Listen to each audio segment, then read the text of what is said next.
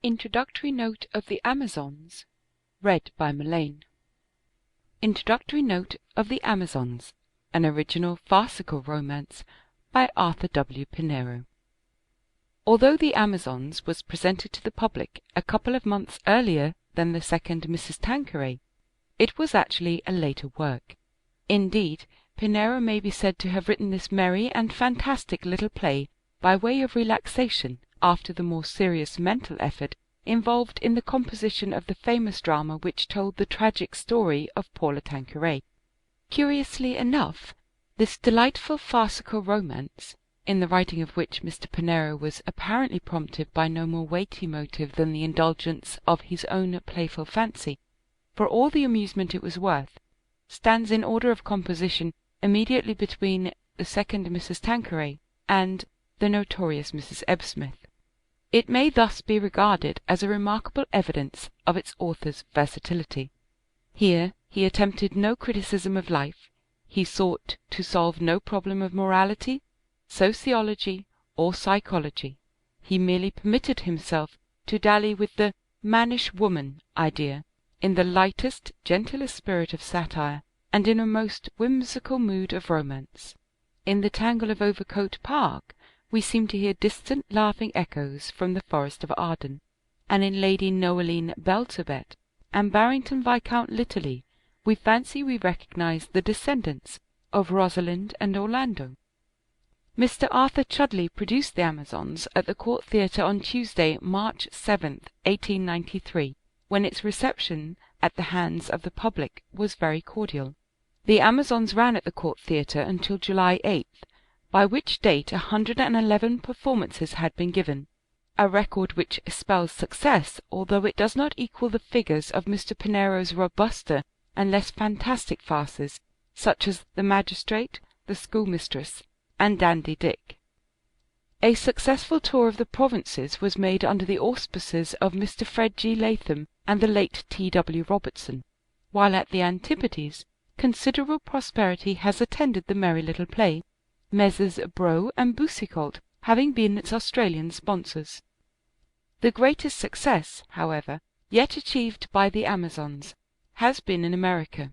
Mr. Daniel Frohman produced it quite unostentatiously at the Lyceum Theatre, New York, and its triumph was immediate. The freshness, delicate humour, and unconventionality of the piece, and the quaint prettiness of the girls' masculine attire, captivated the playgoers of New York, and The Amazons became the talk of the town. Presented first in February 1894, it ran for 18 or 19 weeks in New York, the demand for seats being so great as to justify the management in raising the prices in certain parts of the house. Similar popularity has accompanied the piece throughout the United States, where it is about to commence its second season on the road. Malcolm C. Salomon, London, June 1895. End of Introductory Note of The Amazons, an original farcical romance.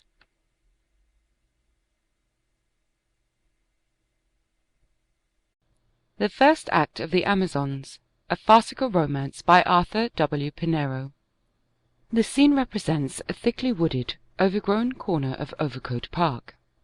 There is a small clearing up to a dense thicket, and a ragged hedge which is broken by an old 5-barred gate, while prominently in the foreground are, on the left, the stump of a felled tree, and on the right an old tree with a wide hollow in its trunk. Beyond the gate is a prospect of a woodland pierced by gleams of bright light. It is a fine, warm morning in September. Some golden leaves are on the trees, a few have fallen. The whole scene is warmly coloured and poetical in suggestion. Youatt, an aged servant in livery, opens the gate for the Reverend Roger Minchin, who advances on to the clearing. Minchin is a type of the country parson of the old school, white-haired, red-faced, hearty in manner. "No sign of her ladyship here, Youatt?" "We'll find her, Mr. Minchin," wiping his brow, "Oof!" closing the gate. "My lady and the family are very partial to the tangle of fine days." "The tangle?" That's what the family call this corner of the park, sir. Looking off and removing his cap. Here is my lady. Miriam, Marchioness of Castlejordan, approaches carrying a camp-stool. She is a tall, splendidly handsome woman of middle age. Shaking hands heartily with Minchin. Mr. Minchin, How are you? you so seldom come to see me.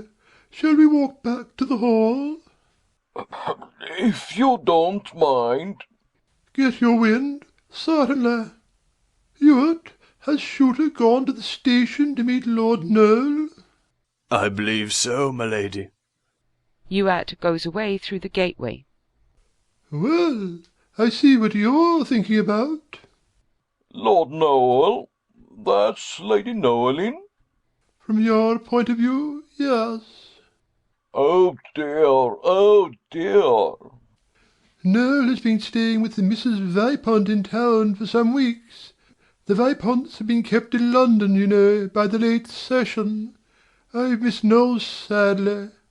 Referring to her watch. He will be at the hall in half an hour. Will he? And your two other boys? They spent their August in Scotland. They've been home some days. Walking about restlessly. It chafes me so to think I am not at the station myself to meet my eldest son. You've deputed whom, did I hear you say? Sergeant Shooter. Man or woman? From your point of view, woman, I suppose. Why, Sergeant? Late husband held that rank in Castlejordan's old regiment. What duties does he perform here? Teaches my boys boxing, fencing, athletics generally. Oh.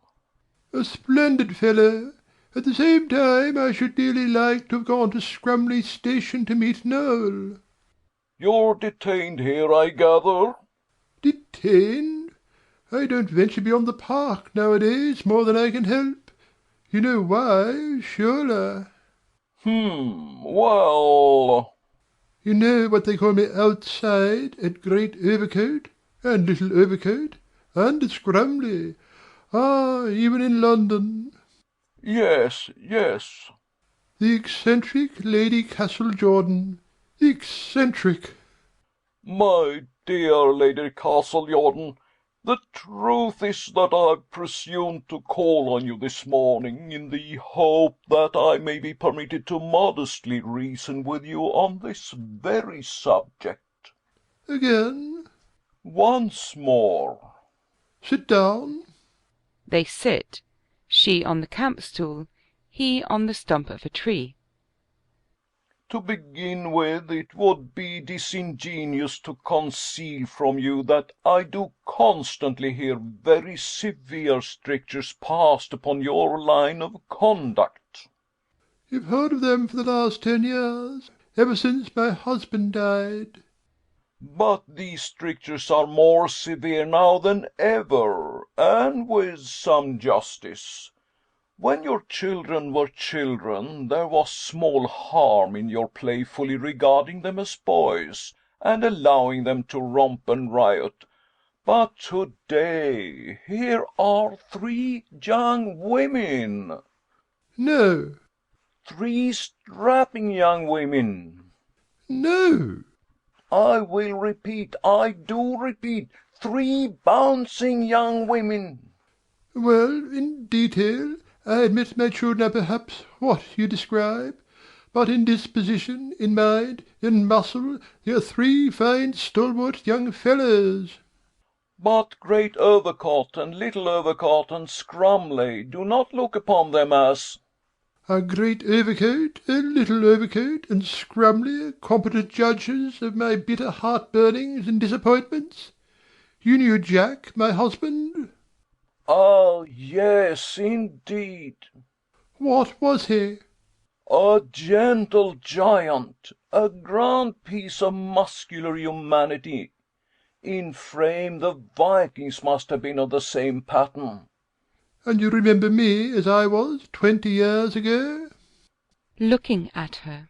I've no excuse for forgetting. I was a fit mate for my husband. Perfect.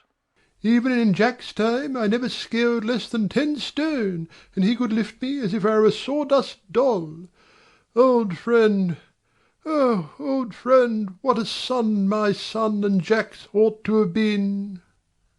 She goes to the gate and leans upon it, turning her back to Minchin, who has also risen. But it didn't please Providence to send you a son. Beating the gate. Oh, oh! Come, do learn to view the matter resignedly. Girls, girls, It's an old story now. girls! Why despise girls?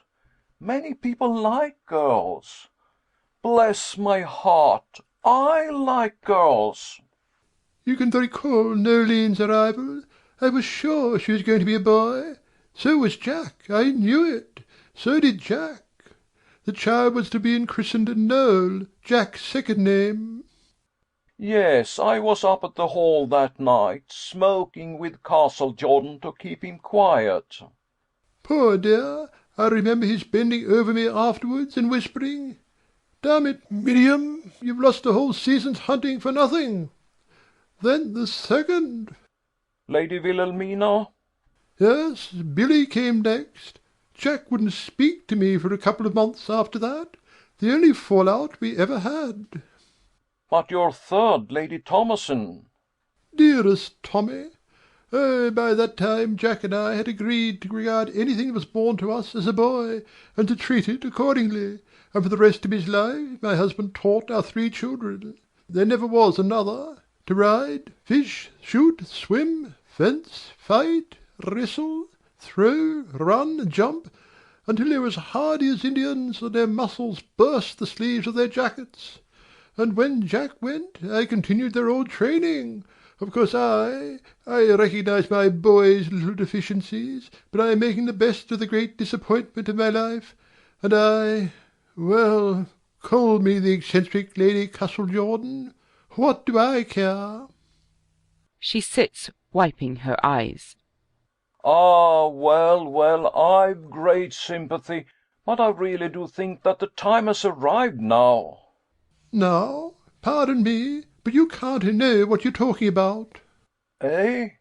You haven't forgotten, have you, that the title went to my husband's brother in default of my being the mother of a complete boy? Of course I haven't. And that this man, the present Lord Castlejordan, a wizened creature without shoulders, has a son? I know that. A son! A Lady Castlejordan, a wisp of a woman with a mouth like a rabbit's. And they have a son. Lord Litterly, he's at Oxford. He has just come down. And what do you think? That young man has carried everything before him at the university. Everything. Why, I heard he'd failed even to take a pass degree. Bother his degree. He was first string in the mile and quarter mile against Cambridge at Queen's Club. He got his cricket blue, and came within 2 of making his century at Lord's. And in rugby football he was the best 3/4 back in the Oxford 15 that's been known for the last 25 years. Oh, the torture of it! Now, come, I don't see. You don't see that this is the son Jack and I ought to have had? No. Pacing to and fro. Heavens! If this young man had been sickly, stunted, freckled, weak, anemic, red-eyed, narrow-chested... Hush, hush. Or better still, hump-backed, with one short leg, it might have made me a more contented, gentler woman. But as it is... Now. And you choose this moment for suggesting that I should look matters straight in the face, and realise the melancholy maternal muddle I've made? You know, I've had an idea for some time past. But there you are not on friendly terms with the present Lord Castlejordan and his family? Friendly terms? because it has often struck me that it might be a small consolation to you to know this young man. Never. Tut, tut, you might grow to be fond of Lord Litterly.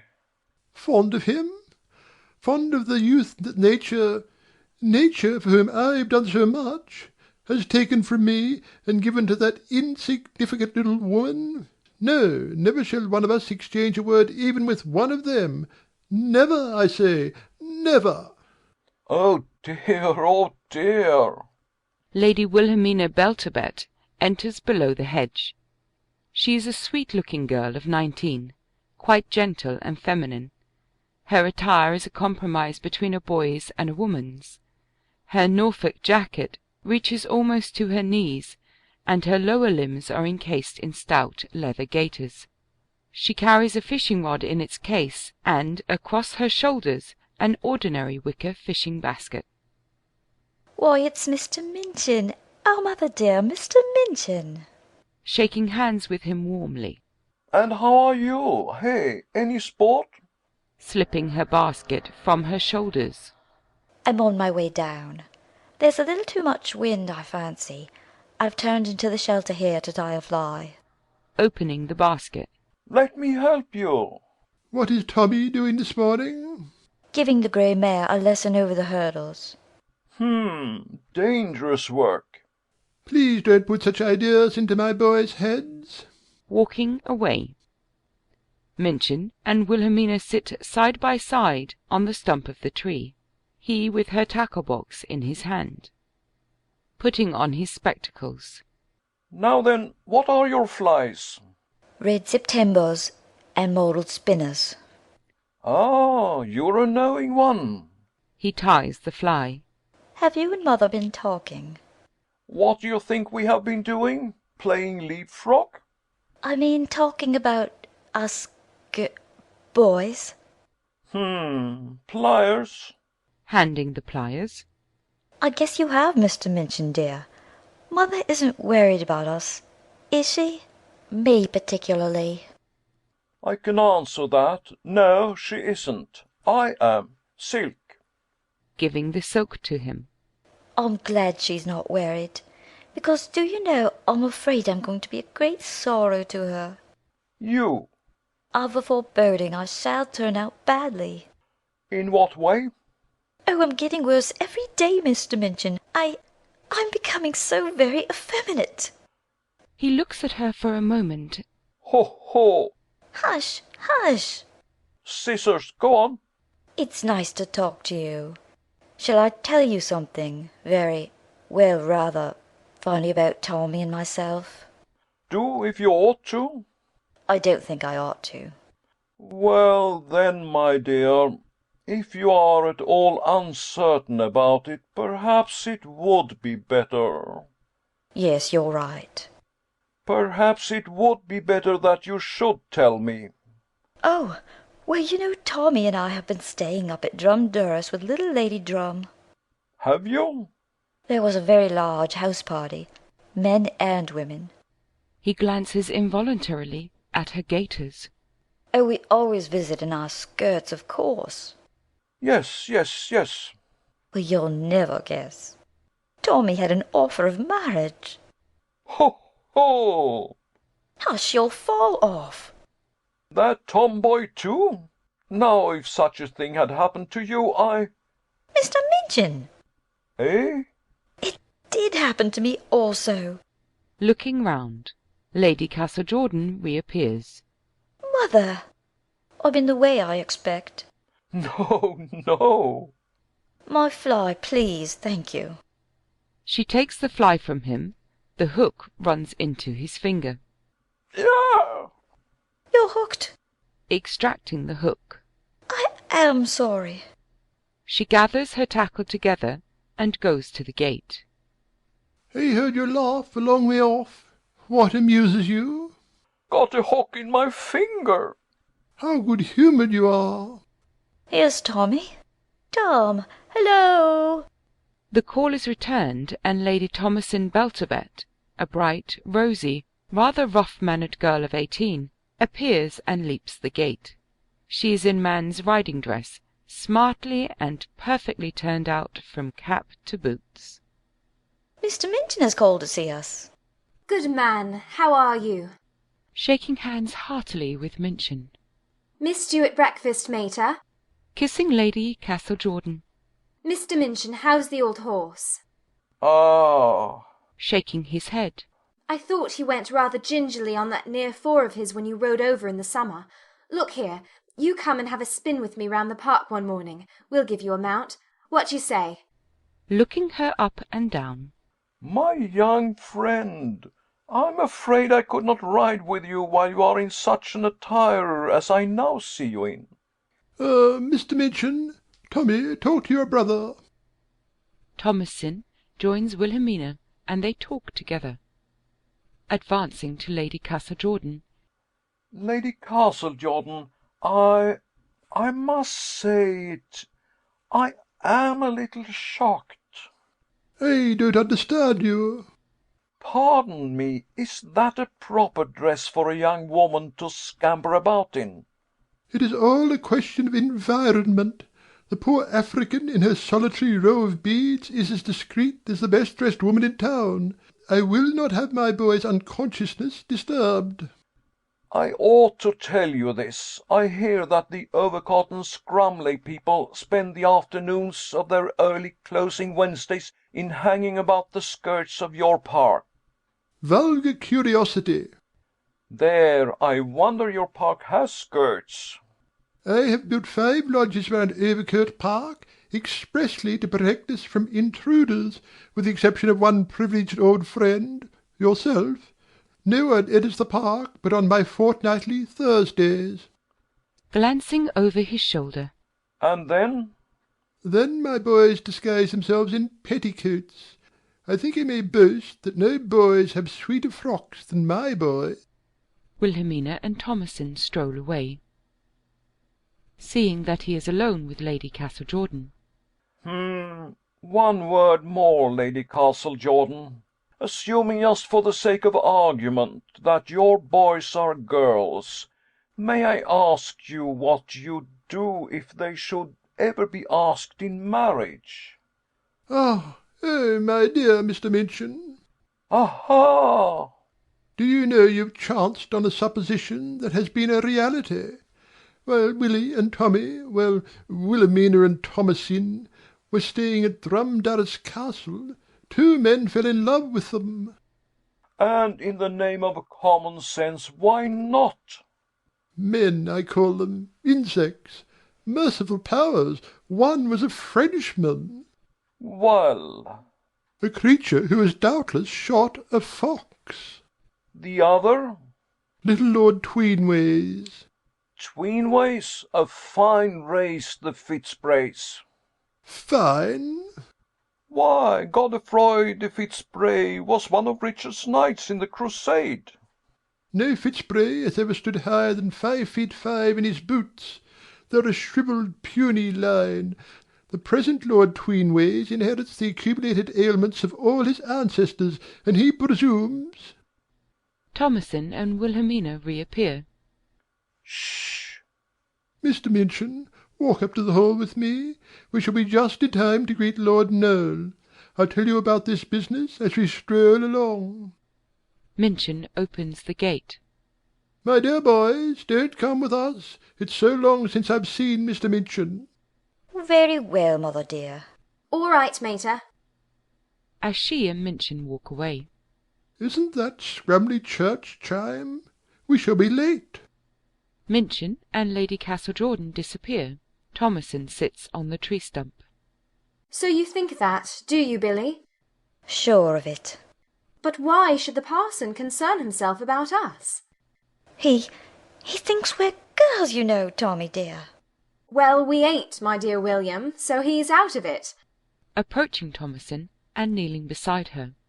Tom, don't you ever feel like a girl? I? Well, I should hope not. But how do you know you don't?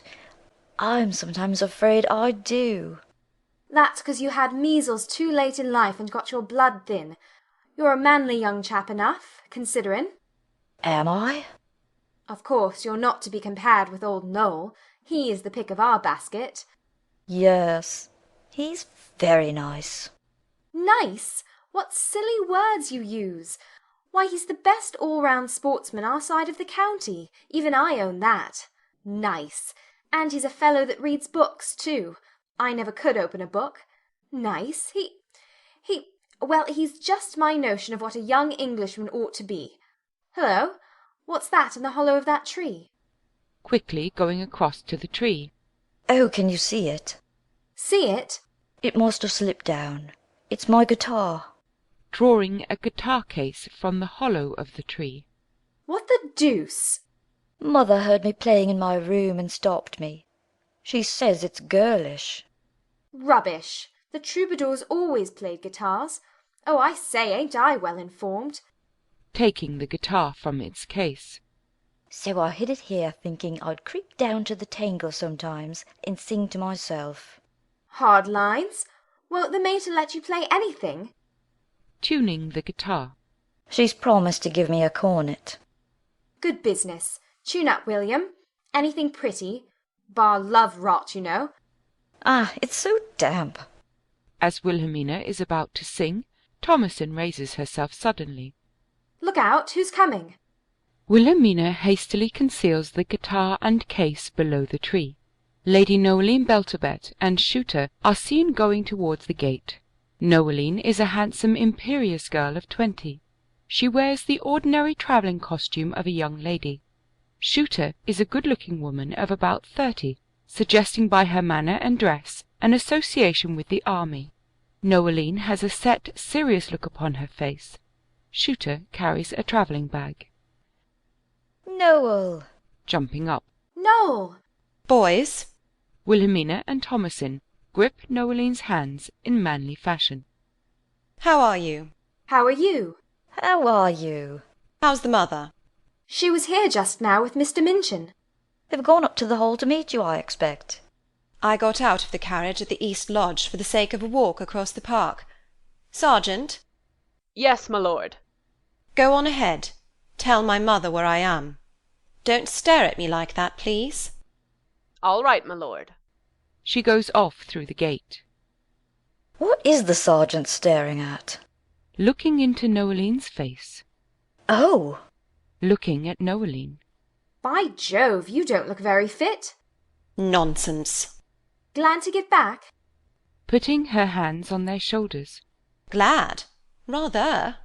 Good man. Let's sit down. Perhaps I am rather out of condition. London isn't Scotland.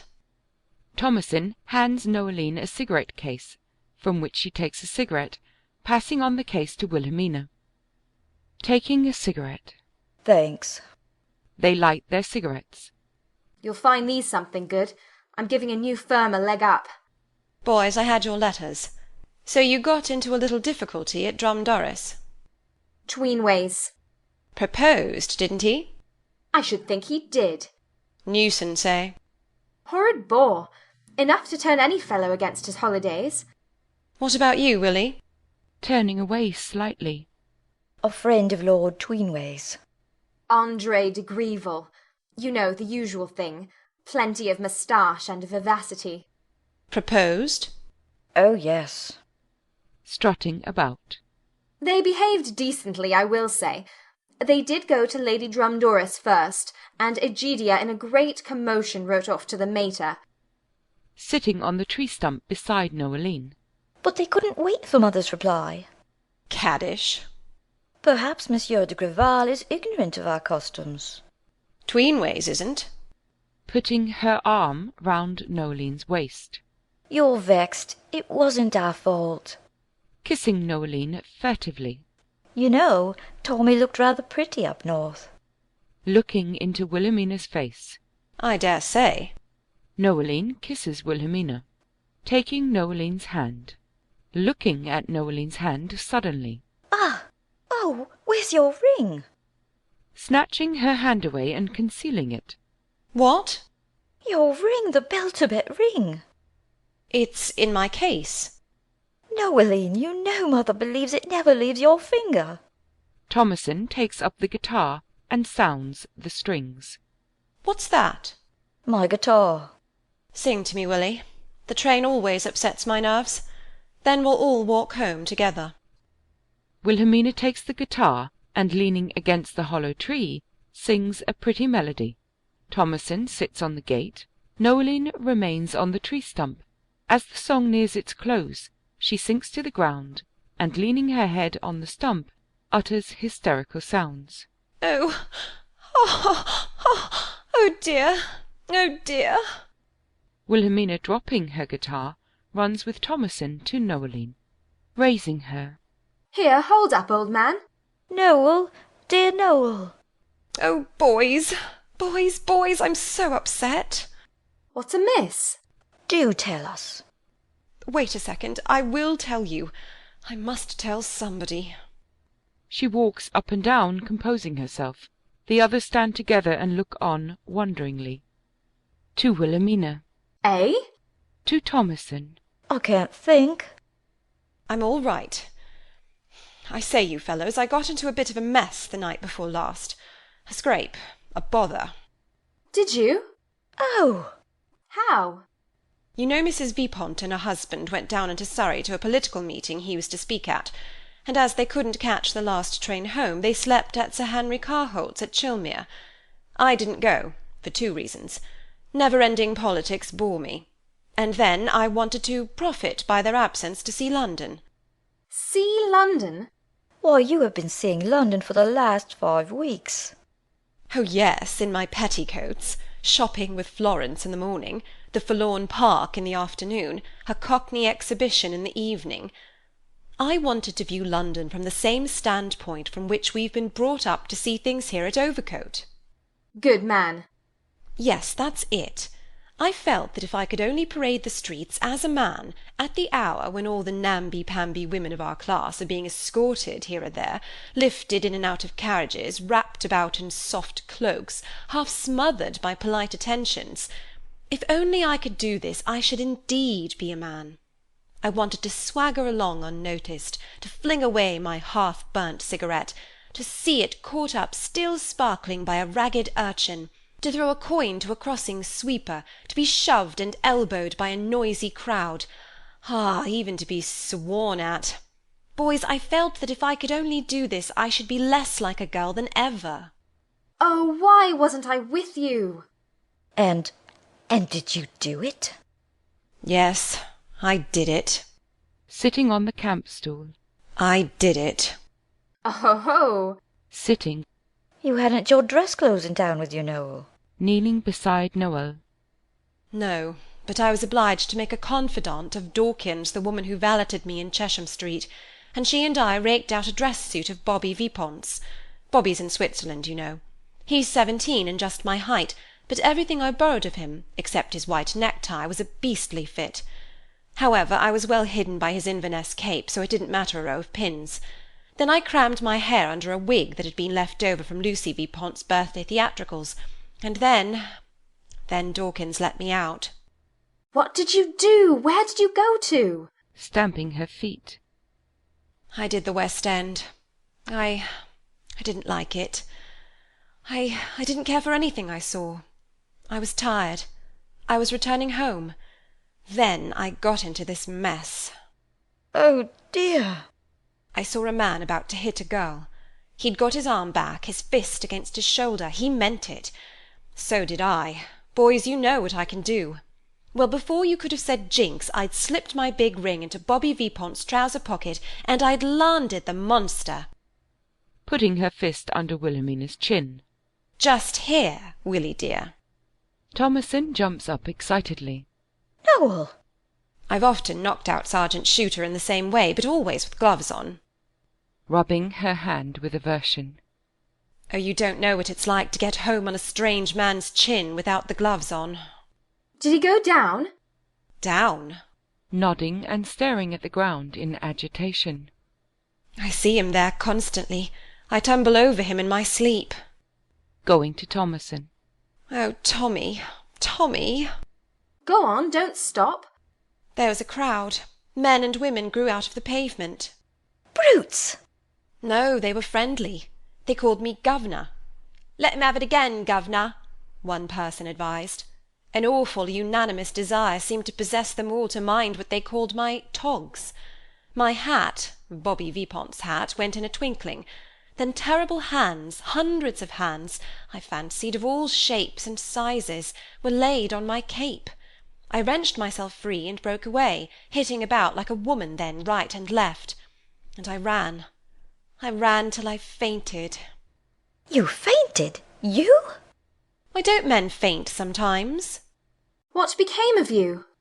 When I came to, I was lying on a sofa in a strange room, and a young fellow was sitting a little way off watching me. Noel! Noel! Well? Well? Well? I'd fallen almost into his arms, he'd explained. He'd taken me to his lodgings to get me round. He spoke as a gentleman speaks. He liked the look of me, he said. Biting her lips. How did he convey you to his rooms? Noeline shakes her head. Were you on a level with the street? No, first floor. How did he get you upstairs? Rocking herself to and fro. That's just it.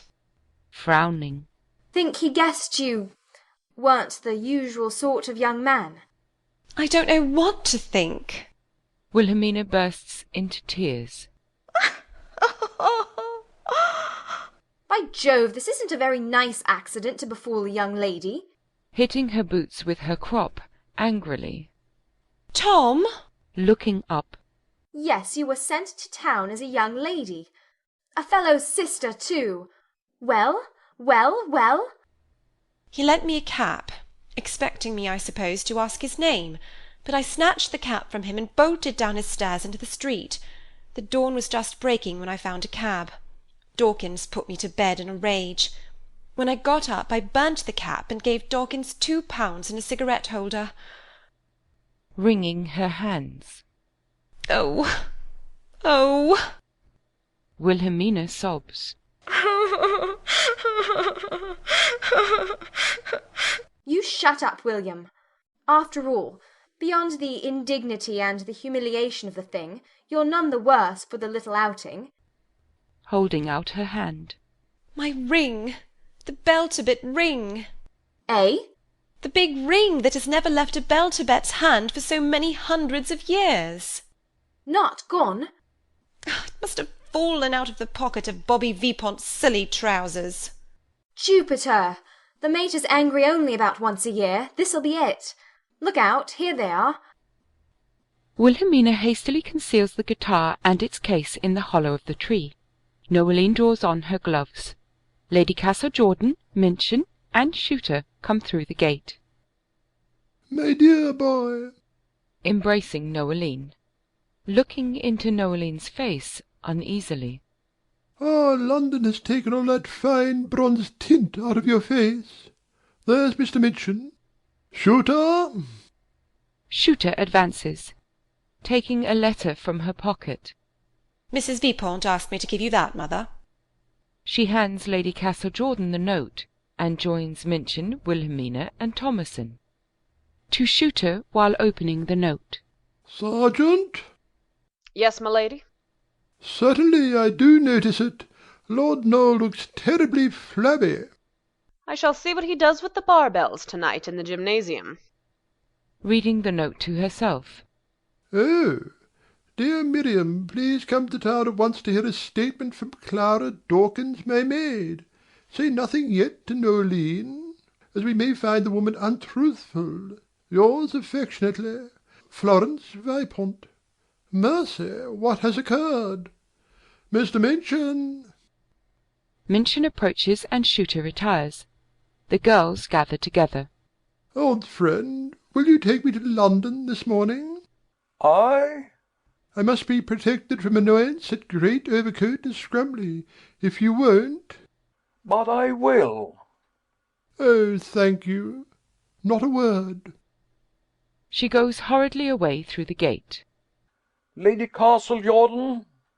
He follows her. Shooter goes after them, going to the gate. Anything wrong, Sergeant? Closing the gate. Hope not, my lord. Shooter disappears. Why is the mater so taken up with Mr. Minchin to-day? It gives one a breathing time, at any rate. Come, boys, we'll go down to the bridge till lunch. Billy, bring the banjo. Wilhelmina produces the guitar again. Yes, let's forget for a little while that you've lost Dad's ring. By Jove, it's ripping to be all together again, ain't it? Ah, Tom, I wish we hadn't left home this summer, any of us. Slapping her on the back. Cheer up, old man. I mean to. After lunch we'll have a pop at the partridges.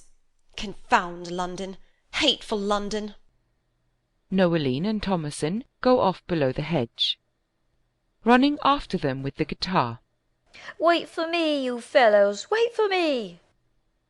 After a few moments, Andre de Grival emerges cautiously from the bush and undergrowth on the left below the hedge. De Grival is a good-looking, animated young Frenchman, of the type of a Grevin caricature. He speaks fluently, but his pronunciation and inflections are, like his appearance and general demeanour, very French. Pieces of twig and bracken cling to his clothes, and his necktie is disarranged. Looking about him. Where have we got to? Where is it? Wiping his brow. I'm hot. 'Tween ways, my dear fellow, 'tween ways. The Earl of Tweenways crawls out of the thicket on his stomach, painfully. 'Tween ways, my friend. Here we are sheltered. We may stand upright. Lord Tweenways rises. He is a short, thin, weak-looking man of about 33, with a pale, emaciated face and red eyes. Although a most insignificant person, his bearing is full of affectation, and his tone a haughty one. He is more disarranged and dishevelled than his companion. His clothes are covered with bracken, his hat and pocket are full of leaves, his knickerbockers are green and soiled at the knees, and at one knee there is a small rent. You don't think we've been observed? Impossible. We crawl like alligators. Allow me. Picking the bracken from Tweenway's clothes, and otherwise putting him in order. That was a good place at which to enter the park, between two lodges, not in sight of each. There you are. Thank you. Let me render you a similar service. Turning his back to Tweenways. My friend. Tweenways fastidiously removes one piece of bracken from de Grival's coat. Yes, I certainly did discover the one weak spot in the fortification. Removing the bracken from the front of his coat. Pardon me, I found it. I found it? No, I found it. I dare say you're right. He replaces the piece of bracken on de Grival's coat and moves away. Thank you. At all events we are here. To fancy I'm once more near Wilhelmina, breathing the air she breathes, listening to the birds that sings to her, looking at... To Tweenways, who is sitting emptying his pockets of leaves. My friend, you have scratched your nose. No. Applying his handkerchief. Yes, it is so. Ha! This is characteristic of us. We have never hesitated to shed our blood freely for those on whom we have bestowed our affection. We? Us? You and me? No. My race. My family. We have always been remarkable for our ardent passions. Our loves have made history, you know. Lady Castlejordan's objection to you as a suitor for Lady Thomasin, have you heard it? Heard it? She objects to my stature, my whole physical fabric, in fact. She is crazy on the subject of muscular development. Feeling his muscles and hitting the air. Yes, Kicking vigorously. Regarding de Grival disdainfully. We have never been coarse, brawny men, always delicate, fragile, with transparent veins. Our women are especially interesting. An eminent surgeon once assured me that he could make out the osteological structure of any one of our women by placing her before a lighted candle and looking at her on the dark side. And I am rejected because I'm a Frenchman, ah? Well, frankly, with families who have made history, I can quite understand that... But why pain you? But I am English. My dear de Grival. English to my backbone, French by birth, yes, but so long educated in England. English is my appearance, manner, voice. I play your games, follow your sport. I speak the idiom of your language. I say, don't you know? Frequently I learn your proverbs. A great many cooks boil your broth. Honesty is the best thing to do, a stick in time. All of them by heart. I say, damn it all, in the smoking room. And still I am French. Bah! All I can say is I've known you some time and, well, we are judges of men. My friend, and we stick together in this affair? I will not leave this neighbourhood till I have personally renewed my proposal to Lady Thomasin. I am pleased to have your companionship. But do we understand each other? For example, if one of us was asked up to the hall, that one would not march in and leave the other his friend on the outside? Speaking for myself, if I, well, dined at Overcote Hall without you, I should certainly make quite a point of alluding to you generously during the evening. Alluding, thank you very much, but never reckon your ducks, your chickens. Snapping his fingers in Tweenway's face. Don't you know? Monsieur de Grival. Walking away. La la la. Oh! They walk about angrily, then meet again. After a display of indignation, Tweenways removes a piece of the bracken from de Grival's coat. Turning, conciliated. Ah, my friend. Suddenly in evident pain. Oh, oh, dear me! Tweenways, you have it again. Breathing. No, no, the other was sciatica. This is cramp. Cramp. We have cramp. We have sciatica also, but every alternate generation has the cramp bias very clearly defined. Oh dear, dear! This from creeping through the underwood. What to do? It will pass. I suffer with you. Rocking himself to and fro. Our cramp has made history. My mother quotes an old distich. Cold the wind and damp the day, cramp shall seize the true Fitzbray. Lord Litterly appears above the hedge, and, seeing Tweenways and de Grival, he looks cautiously over the gate. He is a handsome young man, with the frame of an athlete, and an air of indolence. To himself. I'll swear to that back.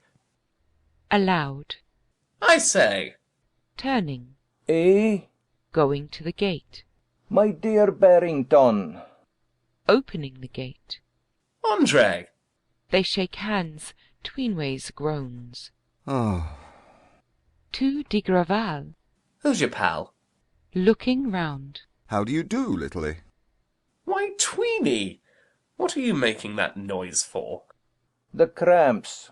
Producing a little silver flask from his waistcoat pocket. Cramp.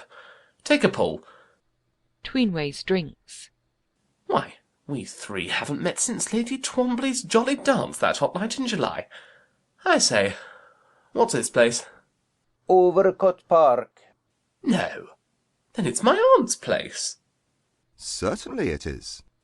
Lady Castlejordan, your aunt? Ah, I see it. The eccentric Lady Castlejordan, they call her, poor lady. Are you visiting? Tweenways and de Grival exchange looks. What's up? Pardon me if I speak to Tweenways. De Grival and Tweenways consult together. To himself. I say, suppose the young man I picked up, I mean the young woman I picked up, turns out to be my... With a prolonged whistle. I say. To Litterly. No, we are not visiting Litterly. Are you? I? My people and the Overcote Park people have been daggers drawn for years. You will, I am convinced, thank me, Litterly, for letting you know that no one is permitted to enter this park except on Lady Castlejordan's reception days. Sitting lazily. So I believe. My cousins are rather uncommon in their rig-outs, I've heard. Yes, yes, but here you are, my dear Litterly. And here you are, my dear Tweeny. Excuse me. De Grival and Tweenways again consult. Litterly makes a cigarette calmly. My dear Barrington, we admit we have no rights here. The short of it is, we desire to meet Lady Wilhelmina Belturbet. And Lady Thomasin. Ladies we've had the joy of knowing at Drumdaris. I say, is that it? Today we discover the only way to enter this park without notice. You think so? Well, no one saw me wriggle through a break in the fence, I swear.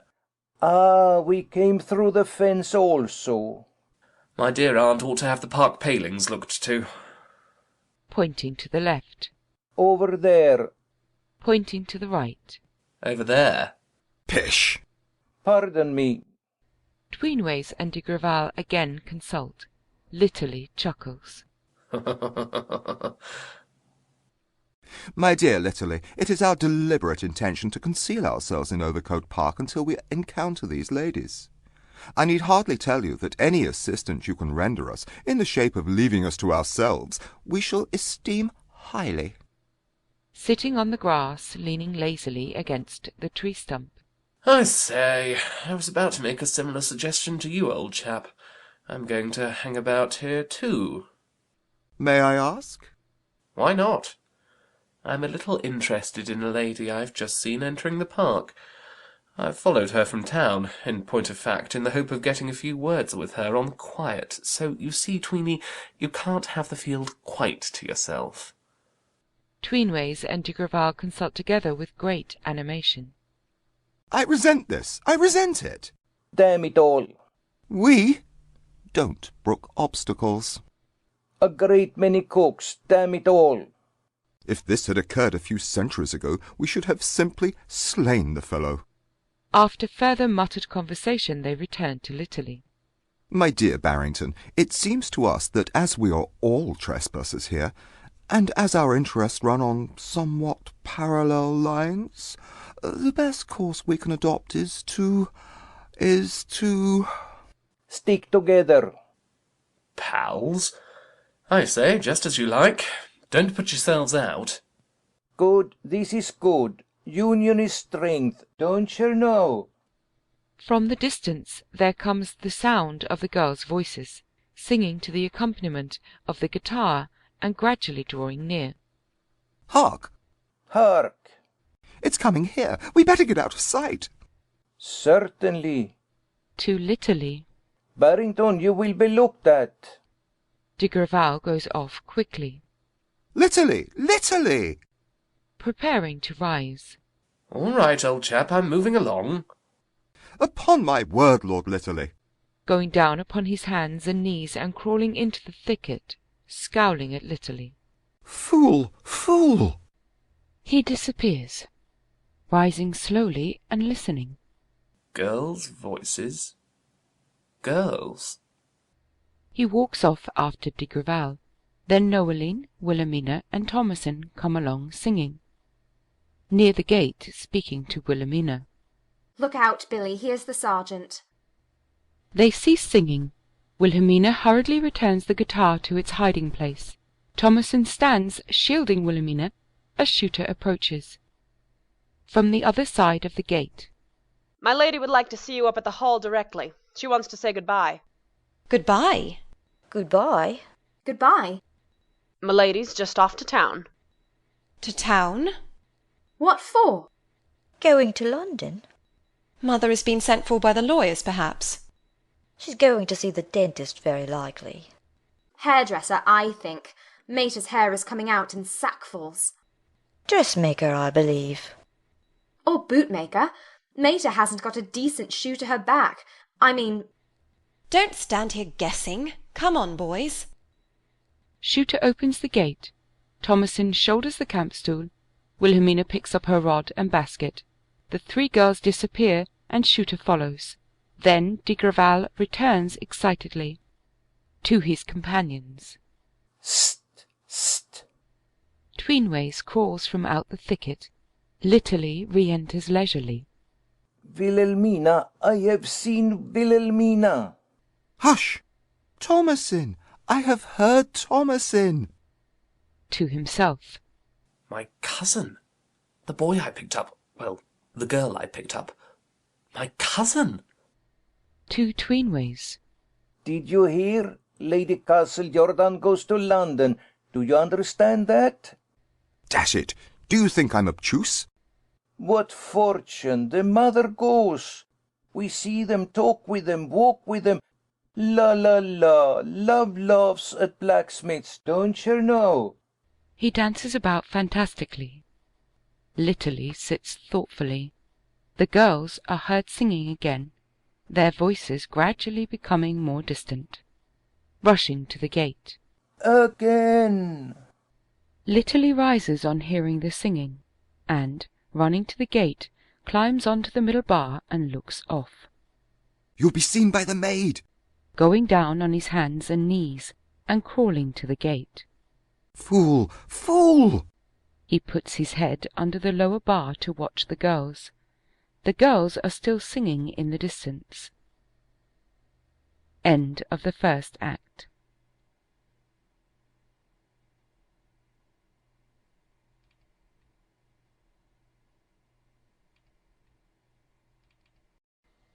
The second act of The Amazons, a farcical romance by Arthur W. Pinero. The scene is the same as in the preceding act. Phaeton, the gamekeeper, an old man, is sitting and smoking a clay pipe while a dog lies near him. Calling in the distance. Phaeton! Phaeton! Rising and putting his pipe away. Here I be, my lord. He opens the gate. Thomasin enters, followed shortly by Wilhelmina, and after a brief interval by Noeline. The three girls are in clothes fashioned after the style of a man's shooting suit, corduroy coats and waistcoats, tweed knickerbockers, shoes and gaiters, everything very smart and natty. They carry their guns. Kept you waiting, Phaeton? Not you, my lord. Good afternoon, Joe. Afternoon, my lord. Well, Joe, how are you? Glad to see you back again, my lord. What's the programme? I thought we'd try the plantations first, my lord. That'll do. Get us back to tea. What time, Billy? Youette will be here with the tea basket at 3:45. We'll work up towards Silverthorn Coppice after tea. Birds be feeding there about sunset. Get along, boys. Thomasin, Wilhelmina, and Noeline go off below the hedge, Phaeton following with the dog. After a pause, de Grival comes hastily behind the hedge and clambers over the gate, calling, Tweenways, my friend. Tweenways runs up, attempts to climb the gate, falls over, and is caught by de Grival. Sitting, much agitated. Confound the thing! Looking over the gate, then joining Tweenways. They have stopped running. An ancestor of mine, Ughtred Fitzbray, called the Uncomely, brought inevitable destruction, so the legend goes, on those whom he cursed in anger. Curse these cows! First we come face to face with the deer, we leave them. Then we come face to face with the bulls, we leave them. Then... Oh, it's a beastly park. This is the only decent bit of retirement. Walking about impatiently.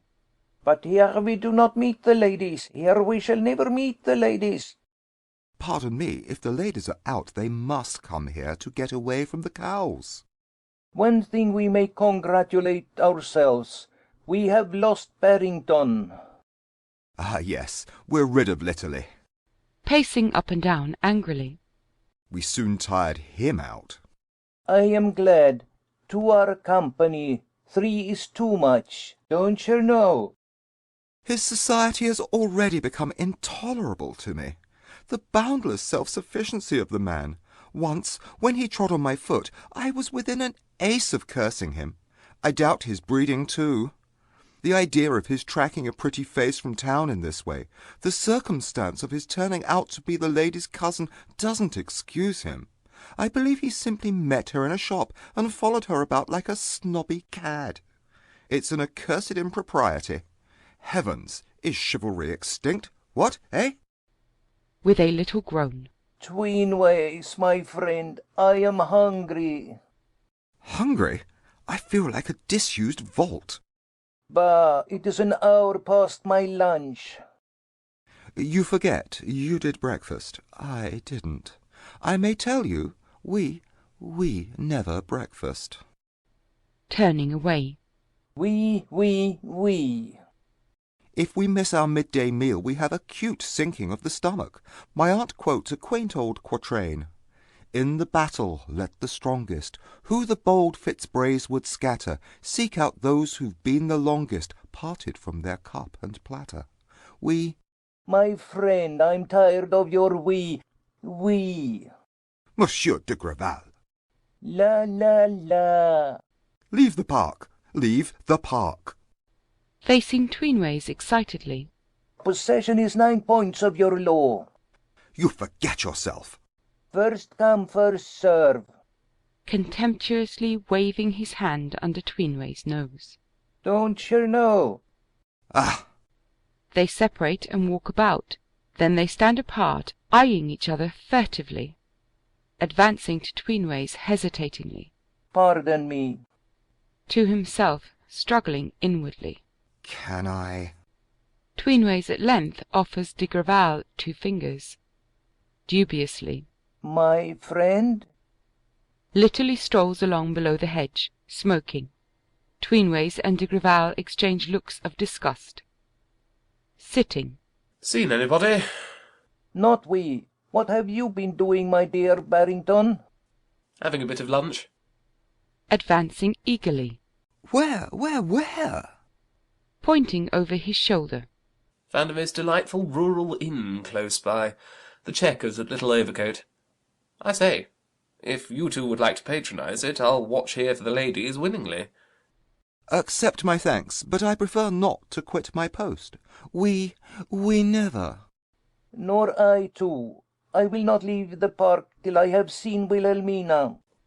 All right. You please yourselves. Tweenways and de Grival walk about aimlessly. After a pause.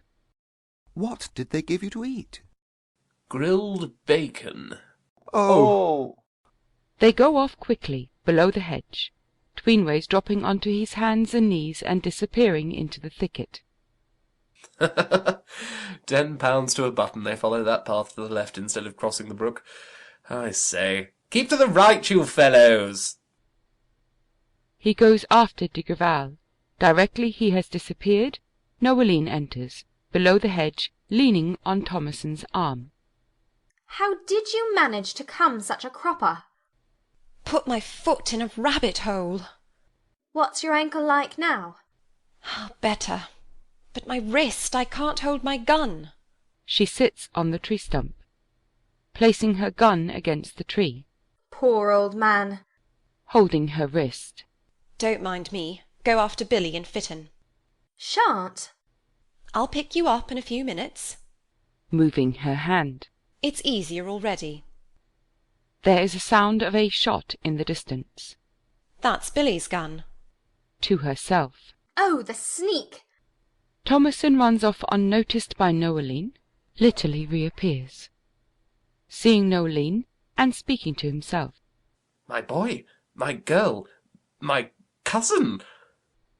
He rustles the fallen leaves with his stick. Without turning.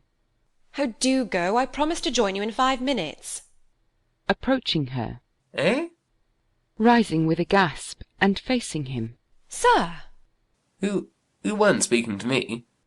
I don't know you. My name is Litterly. Lord Litterly.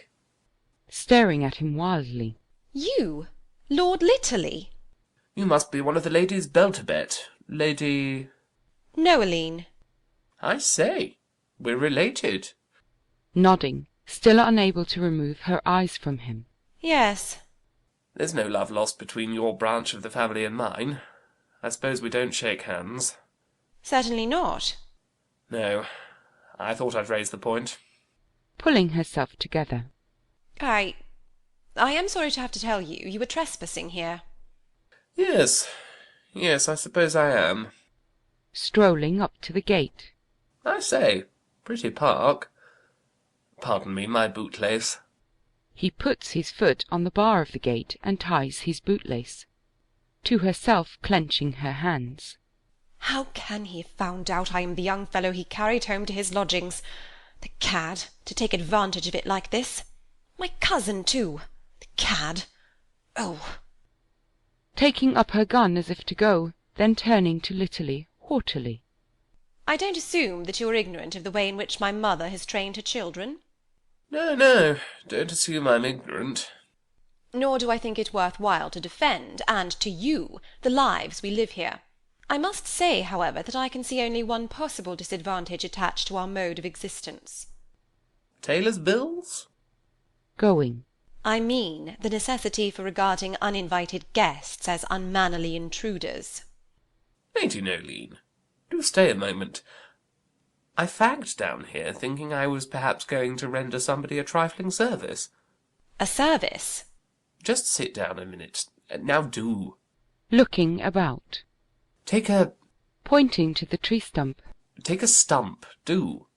After a moment's irresolution, she returns and sits, defiantly nursing her gun, standing near her. Thanks. This is how it comes about. Do you mind going further off?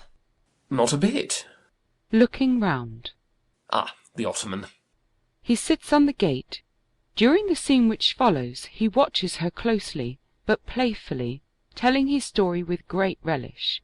She listens intently, with her back turned to him. To herself, after glancing at him. The utter cad. Lady Noeline, this is my little story. The night before last, as I was walking home from my club, a young gentleman, who had evidently got himself into some bother, ran straight into my arms, and, having arrived there, stayed there. The poor young chap had fainted. Well? I was puzzled what the deuce to do. He seemed a nice young fellow.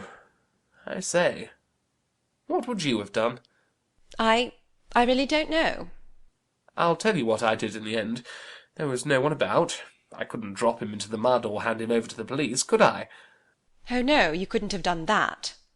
No. I hailed a cab and took him off to my lodgings. He did seem such a nice young fellow. Breathing. Will you please go on with your story, if you must tell it me? Certainly. Where was I? Oh, yes. He did seem such a nice young fellow. I don't want to hear what sort of young fellow he appeared to be. No, it doesn't really belong to the story. Well, I took him home and carefully deposited him on the sofa. To herself. Cad. He was a good-looking Johnny. Lord Litterly? I beg pardon. That's nothing to do with it. By and by he came round, but I didn't succeed in making much of him. I fancied he was off his head, which reminded me that he'd lost his topper, so I offered to lend him a cap.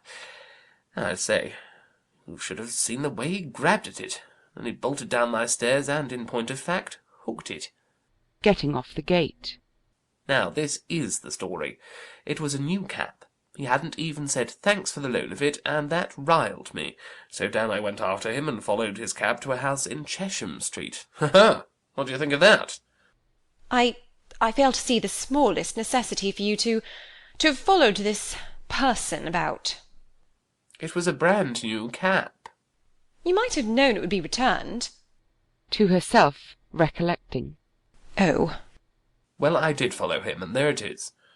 Now, notwithstanding his bad form, he still struck me as being a nice young fellow. Rising. I cannot. Yes, now I think of it, that does belong to the story. Looking at her fixedly. He seemed such a nice young fellow that somehow I couldn't drive him out of my head. And next day I found myself hanging about that house in Chesham Street, hesitating whether I'd go and bang away at his door. With her eyes averted. What for? Still watching her intently. What for? Well, there was the cap. A paltry cap? A new paltry cap. However, I didn't knock. I'm such a slow man. But early this morning I was in Chesham Street again, and while I was lolling against a lamp-post, out you came with another lady, and got into a luggage brougham. I say, it was an awful job chasing that brougham to Paddington Station. The idea of your doing such a thing! What an intolerable liberty! She goes indignantly up to the gate, where she stands with her back to him. The mere idea of it! Ho! To himself, watching her admiringly. I say she's glorious, and to think that I carried that up 27 stairs. She hates me for it, but I've counted 'em. To her. Lady Noeline, there's a look in your shoulders that tells me you'd like me to explain why I followed you. She quickly changes her position, still averting her face. The fact is, I saw a strong likeness in you to that Johnny, the sort of likeness a big sister might bear to a cub of a brother, and I felt an uncontrollable desire to have a jaw with you. Leaning against the trunk of the tree. You know, I didn't find out till an hour ago that we're cousins. Eyeing him furtively. However marked the resemblance may be between me and the individual you picked up, you will find it difficult to justify your pursuing a woman in this way. Wanting a jaw doesn't quite do it. Lady Noeline, I thought if I could get 5 minutes' chat with the girl who bears such a strong resemblance to that nice young fellow, I could advise her to keep an eye on, shall we call him her brother, in future? I thought I might, through her, save that nice young chap from some day falling into another difficulty when perhaps there would be no me to pick him up carefully and take him out of harm's way.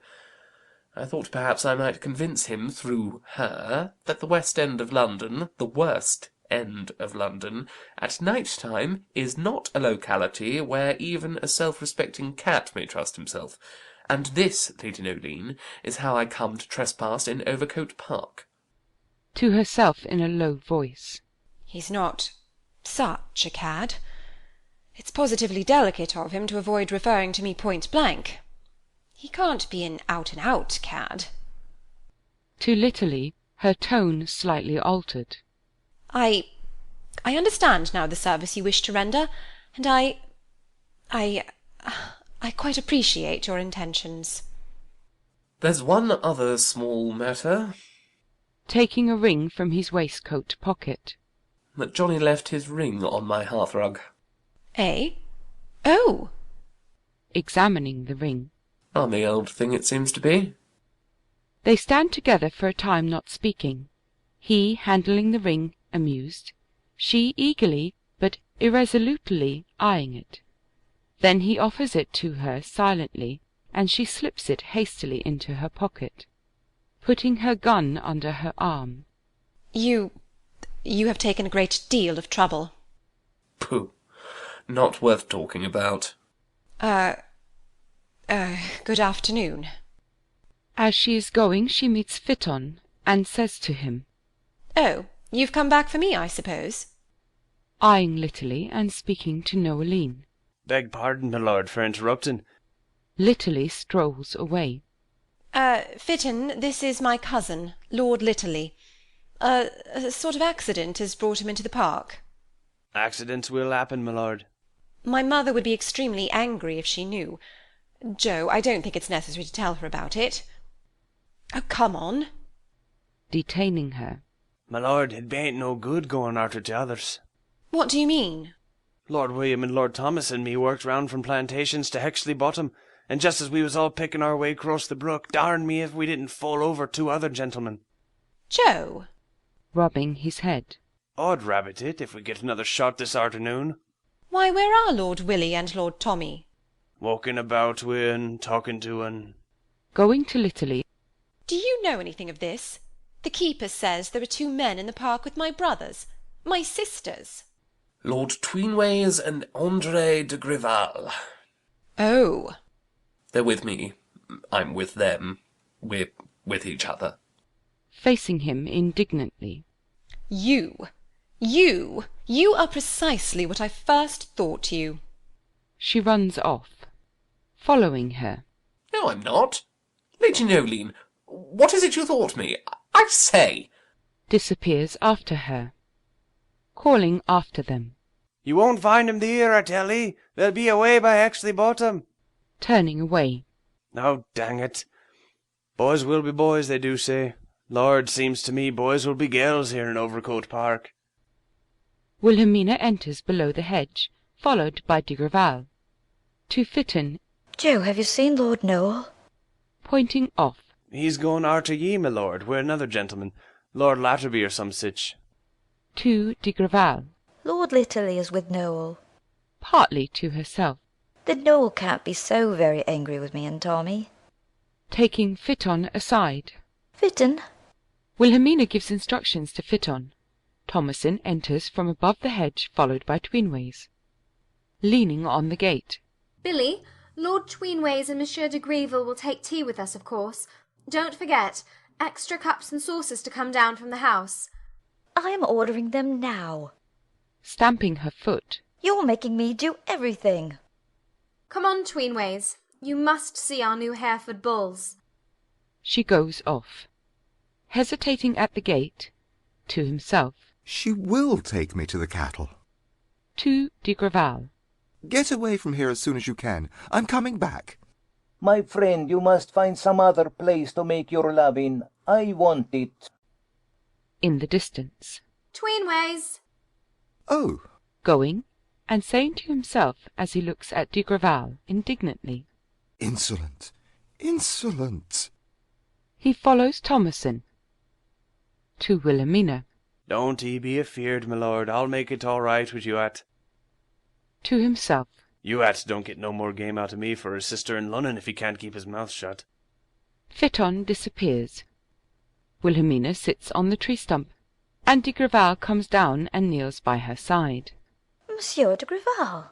Wilhelmina, you are adorable. You are enchanting. You are perfect. Oh, you are pretty good. With her handkerchief to her eyes. Oh, it isn't kind of you to be so persistent. Faint heart never won a fair-haired young lady, don't you know? But nothing would ever reconcile my mother to your nationality. She shifts her gun from one knee to another, the muzzle chancing to point towards de Grival. My nationality, absurd trifle. Disconcerted by the presence of the gun. French by birth, yes, but English in my appearance. English in my... Rising, going behind Wilhelmina and kneeling on her left.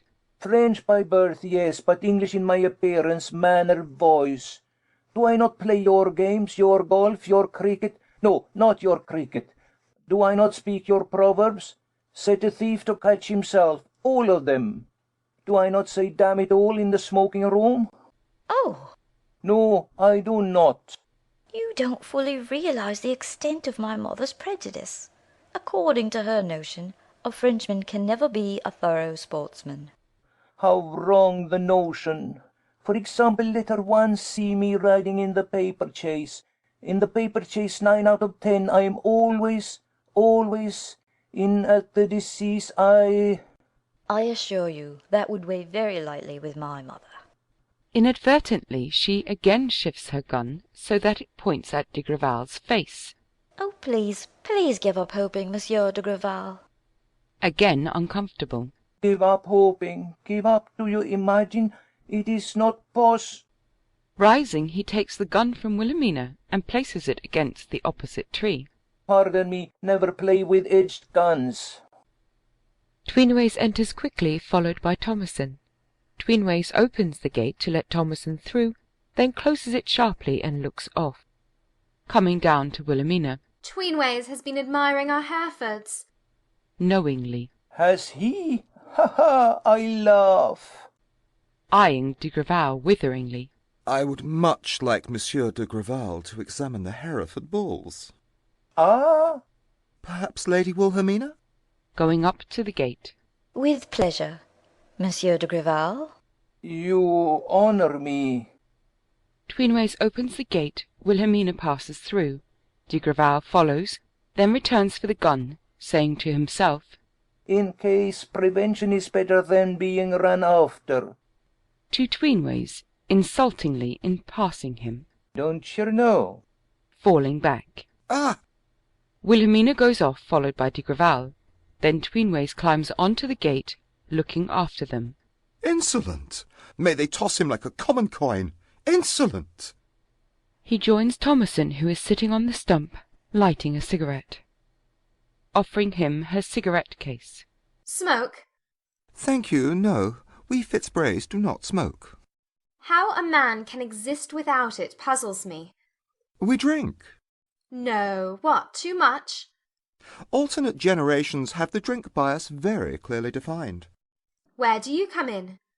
The predilection skips me. My father was called Three-Bottle Tweenways, but in one way and another he made a good deal of history in his time. It must be a bad business to be a tippling tweenways. Walking away a little annoyed. Pardon me, we don't think so. Following him. I say, tweenways, I'm still thinking over what you've told me about this fellow Litterly, following my brother Noel from town and intruding himself here. Pray dismiss the topic for the moment. Lady Thomason, for the third time, I love you. Oh, shut up, Tweeny. We are always listened to. Stamping her foot. Oh! She goes to the gate and leans upon it, with her back towards him. Walking to and fro. Lady Thomason, it would be an easy task to descant on your beauty, your amiability, but when I express my conviction that my family would regard our engagement with favour, it seems to me I say everything. Heavens, what a test to apply to a woman, and yet you emerge from the ordeal unscathed. The Fitzbray legend runs... To himself. Dash it, how does it run? To herself. Of course Tweeny's right. The fellow must have been simply attracted by Noel's face. Confound him. I've got it. Search the south and sweep the north, scour the east and spoil the west, speed your emissaries forth to the fairest and the best.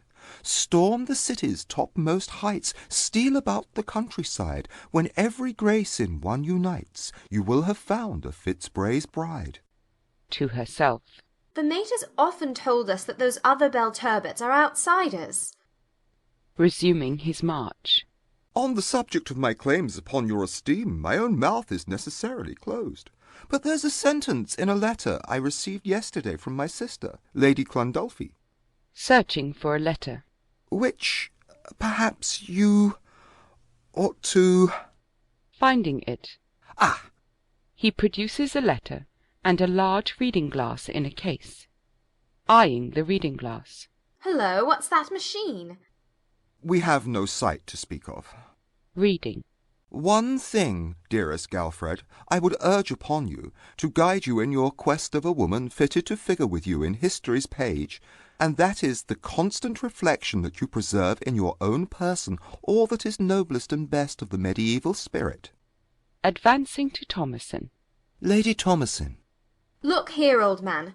We are delighted to see you here to tea while the mate is away, to show you the Herefords and all that, but drop the rest. Even if I were inclined to turn myself into a girl, which I ain't, the mater wouldn't hear of anybody but a man with a chest that'd take you the best part of the afternoon to drive round. Putting away the letter and glass. Can it be possible? However, we have never hesitated at self-sacrifice. If you could suggest an easy means of muscular development... By Jove! Tweeny, if you did want to show what you're made of... Made of? This fellow Litterly, our cousin, who sneaks into our park after a pretty face.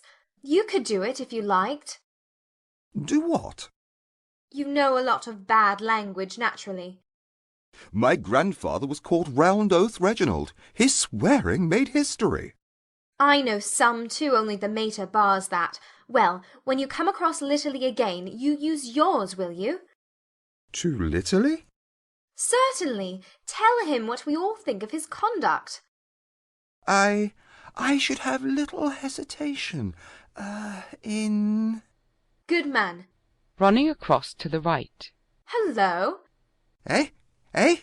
Here he is, with Noel. Tweenways hazily makes for the thicket. No, not that way. Over here. Noeline and Litterly enter below the hedge, talking. Litterly carries Noeline's guns, which he ultimately places against the hollow tree. Embarrassed at encountering Thomason and Tweenways. Tommy, this is Lord Litterly. To Litterly. My brother, sister, Thomason. Litterly bows to Thomasin, who inclines her head stiffly and then turns her shoulder upon him. To Noel. My friend, Lord Tweenways. To Tweenways. My brother, Noel. Tweenways bows. Noeline returns his salute haughtily. Taking Thomasin aside. Why do you treat Lord Litterly, a cousin, so very coolly? How dare he come here? He chances to be the young man who was useful to me in London. Gracious, the creature who dangled you like a baby. Be silent. He has the good taste to gloss over that. Where's Willie? With Andre de Grieville. You're behaving like blackguards, both of you. Fetch your brother at once. Going through the gate. Certainly. Our friends have tea with us, you may like to hear. Oh, the idea of such a thing. Are you going to ask Litterly? It would be a marked impoliteness not to do so. I thought as much. I'll box your ears tonight. Noel, if you domineer when I get indoors, I'll be perfectly uncontrollable. Turning away. Impudent fellow.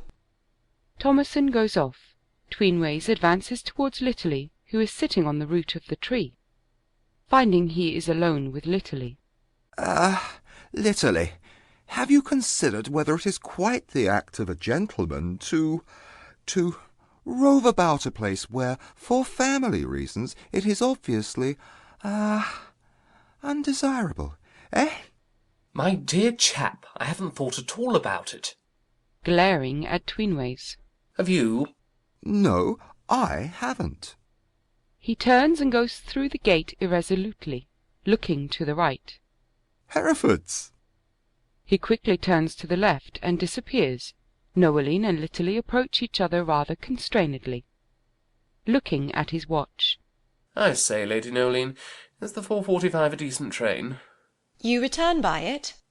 Bound to. I dine out tonight. Then I won't press you to wait for tea.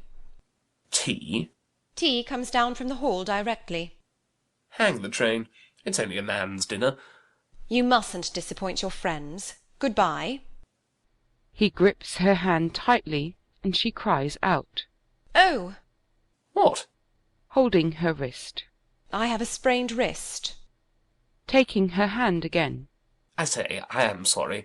I'm afraid I... Looking at a mark upon her wrist. Hello? What's that? Nothing. N. My initial. What's it doing there? I am sure you'll lose your train. Who put it there? Oh, when we were quite small boys, Willie and Tommy and I, we used to tattoo each other on wet days. The nearest way to the station... Looking at her wrist. By Jove. How did you manage it? Oh dear, if you must know, there's a scrubby little plant with a scarlet sap growing here at Overcote that does it. Walking about looking upon the ground. It's early for it, but I dare say I can find you a sprout. Plucking a root. Yes, this is it, I believe. Breaking the stalk and showing it to him. There, you simply make punctures and paint them with the sap. He takes the sprig and examines it. The nearest way to Scrumley Station... Looking at his wrist, then at her. Would you mind carving something on me? I? Drawing herself up. Really? I say do. I say... Stamping her foot. What a maddening trick you have of saying I say. Forgive me for remarking it. I know it's a rotten habit. I say... I beg your pardon. I mean, if you'd write me just one little letter... Lord Litterly? On my wrist? It would remind me to drop saying I say. I fear the habit must remain unchecked. She walks away and with her back to him, picks some more of the plant. To himself pulling the sprig to pieces. She hates me like poison. She hates me not. I've half a mind to pay her out for snubbing me like this. I could do it too, if I chose to tell her of that trifling little circumstance I kept back. Why shouldn't I? She hates me like rats. She hates me not. Lady Noeline. Not turning. Yes? I say, there's something on my conscience I should like to get rid of before I go. On your conscience? Well, when I told you the tale of my picking up that nice young fellow the night before last, I left out one little occurrence. You left out one little occurrence? It happened while his brain was wandering, just as we... But very likely you wouldn't think it belongs to the story. Perhaps you will give me the opportunity of judging. With pleasure. On one condition. What's that? Tapping his wrist. That you'll write me that letter. Certainly not. As a memorial of an awfully jolly adventure? And that would be the price of the omitted episode? Turning up his shirt cuff. The reserve price.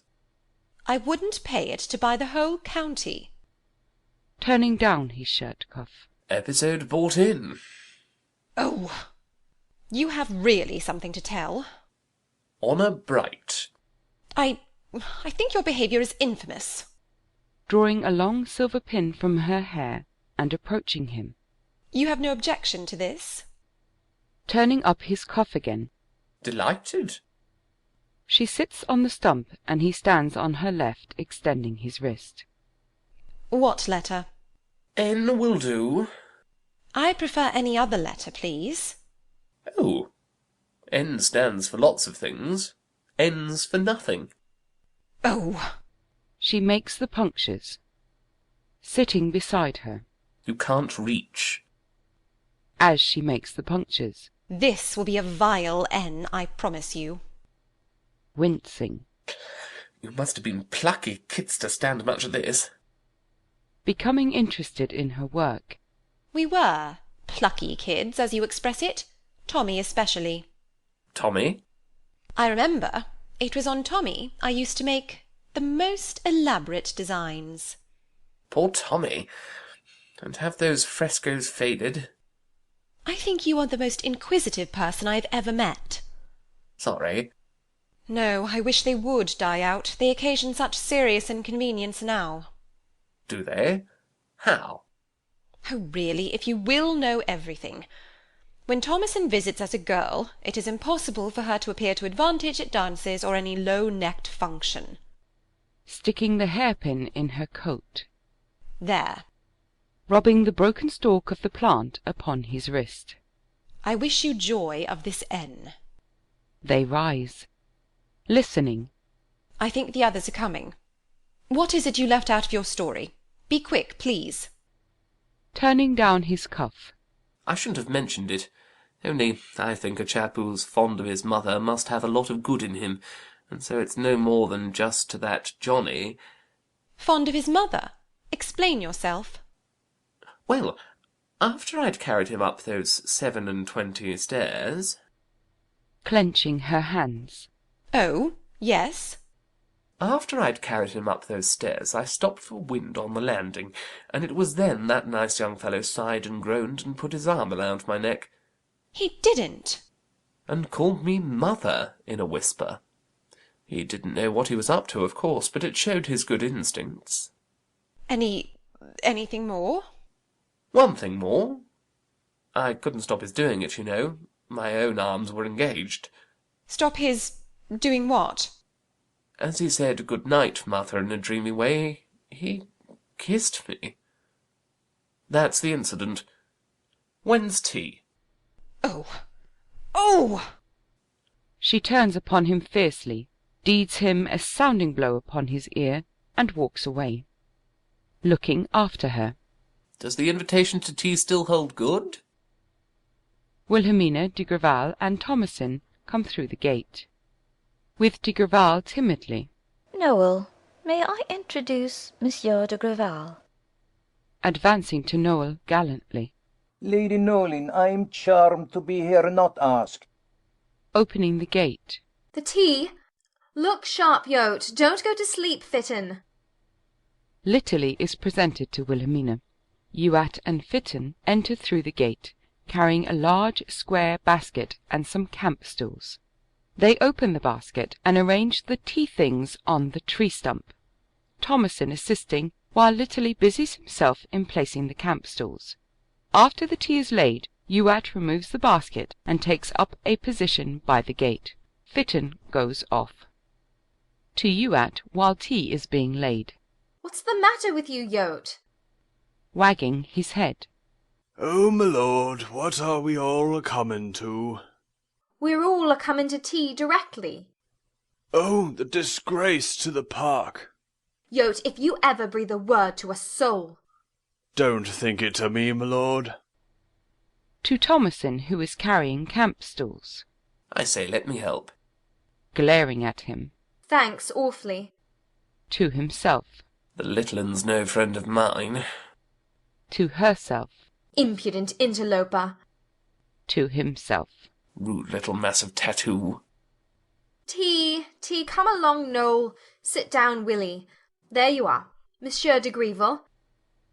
The girls sit upon the camp stools, the men upon the ground.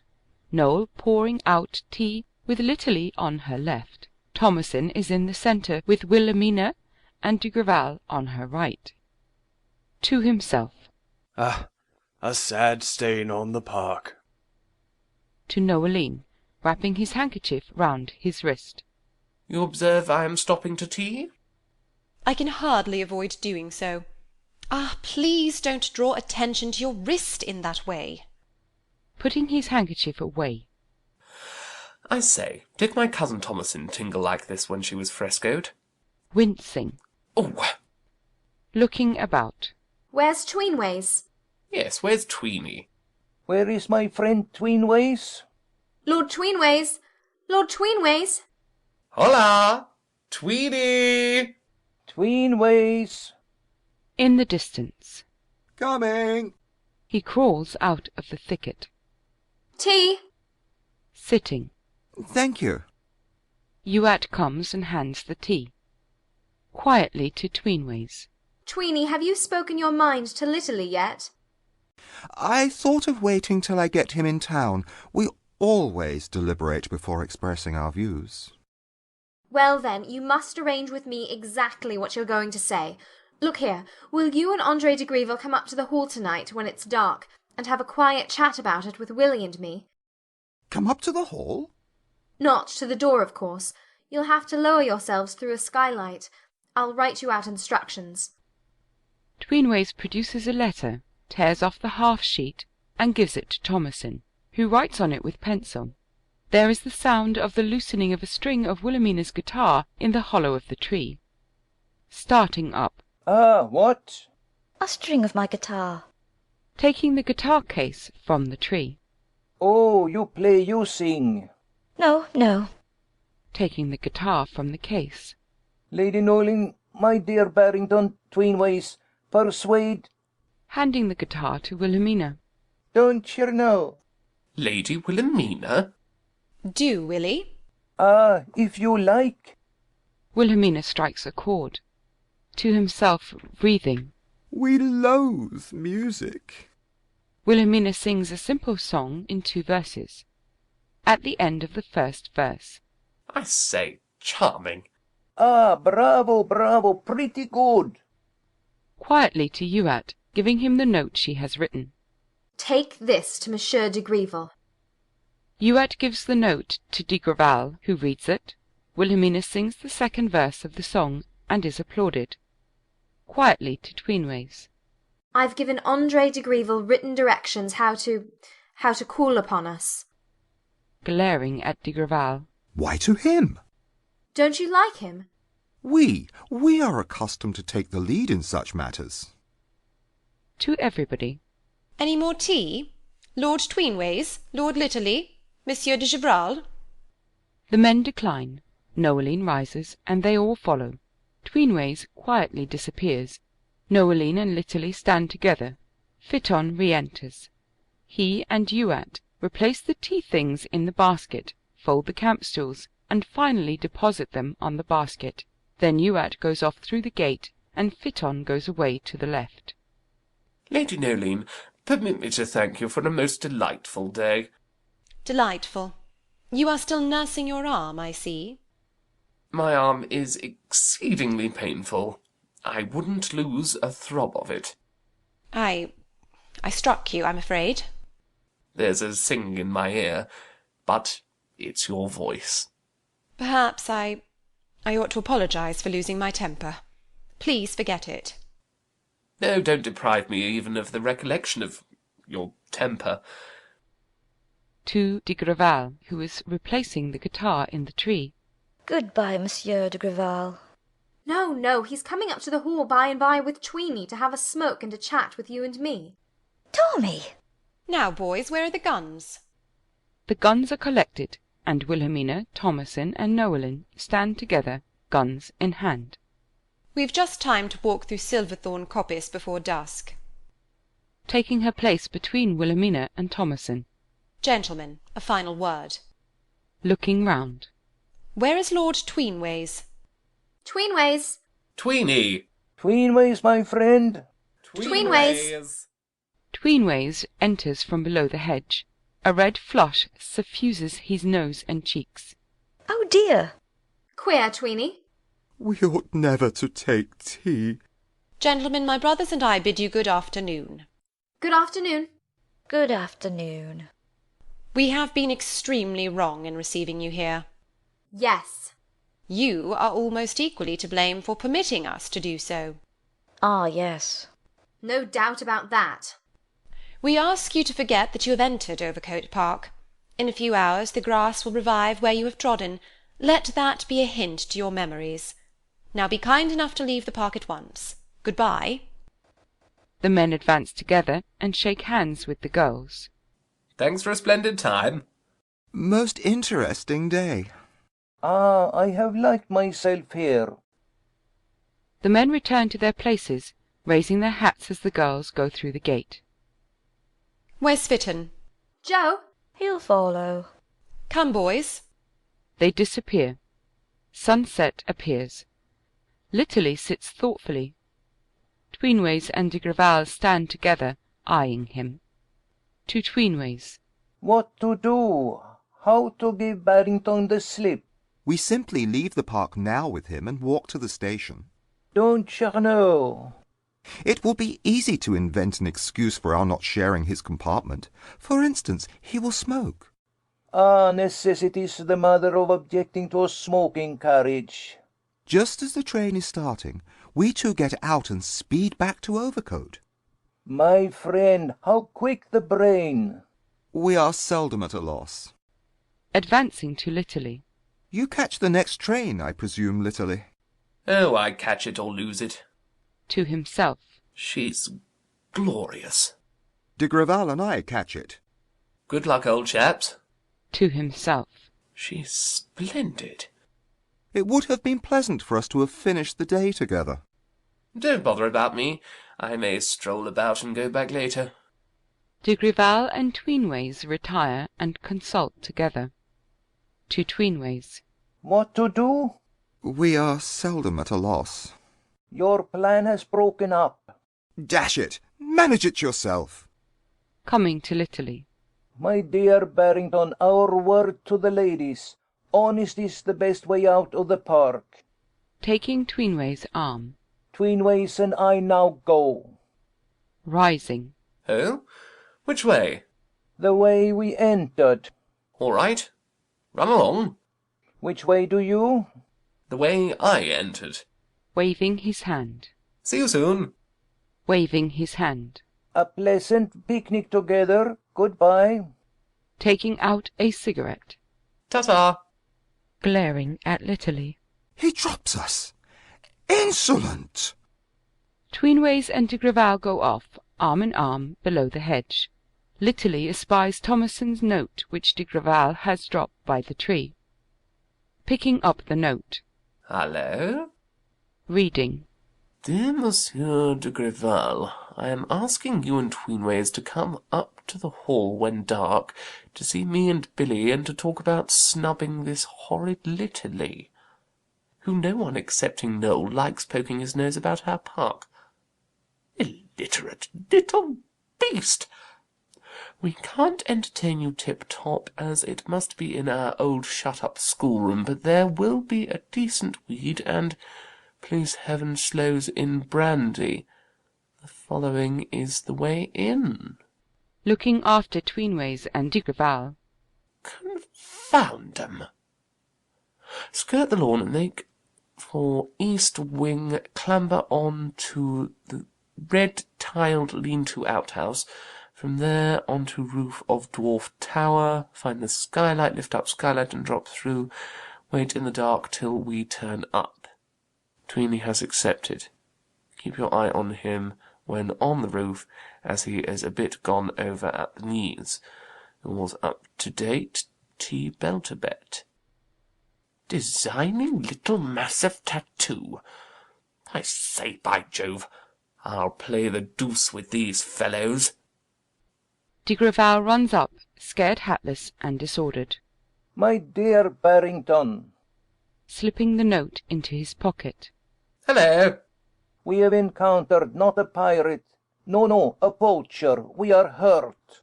Where's Tweenways? Tweenways enters. His hat is crushed down over his eyes, his clothes are torn, and generally he presents evidence of having been engaged in a struggle. Embracing Tweenways. My friend. Pulling de Grival away. What have they been doing to you, Tweeny? Just as we got to the brook. Great hulking brute, putting down nets. Never heard such language in my life. Wanted to know why an honest man wasn't allowed to earn a living. I said we never answered questions of that sort. My head. Yes, the wretch knocked de Grival's head against mine. Twice. 3 times. Possibly. I left off counting. Luckily somebody came up and enabled us to get away. A poaching beast. Come on, you chaps. Detaining Litterly. No, don't interfere. He's choking the keeper. Litterly runs off. Oh, it's a filthy park. Leaning against a tree. My head is a very bad one. Feeling his leg. We can't stand being knocked about. Heavens, this limb is injured. Did you see me kick him? Kick him? The poacher. I thought I had broken him. Fool, that was my leg. Orts, a most forbidding-looking rustic, emerges from the thicket. Turning. Ah! There he be again. Get thee out of my way. Flinging de Grival to the ground, and dealing Tweenways a blow which knocks him down. I be a poor agricultural labourer. Give me all the gold you got on'y. Emptying his pockets. Oh, this is an atrocious park. Giving his money to Orts. Go away. Farming be bad in these parts, I tell 'ee. This be ain't all. We never carry much loose money. Then I'll blacken thy other eye for 'ee. My friend changed a note this morning. Try my friend. Orts turns to de Grival, who commences to search for his money. To de Grival. I tell 'ee I be thoroughly deserving. Thy gold. Litterly enters from below the hedge, followed by Fitton. He seizes Orts and pinions him from behind. Your belt, Fitton.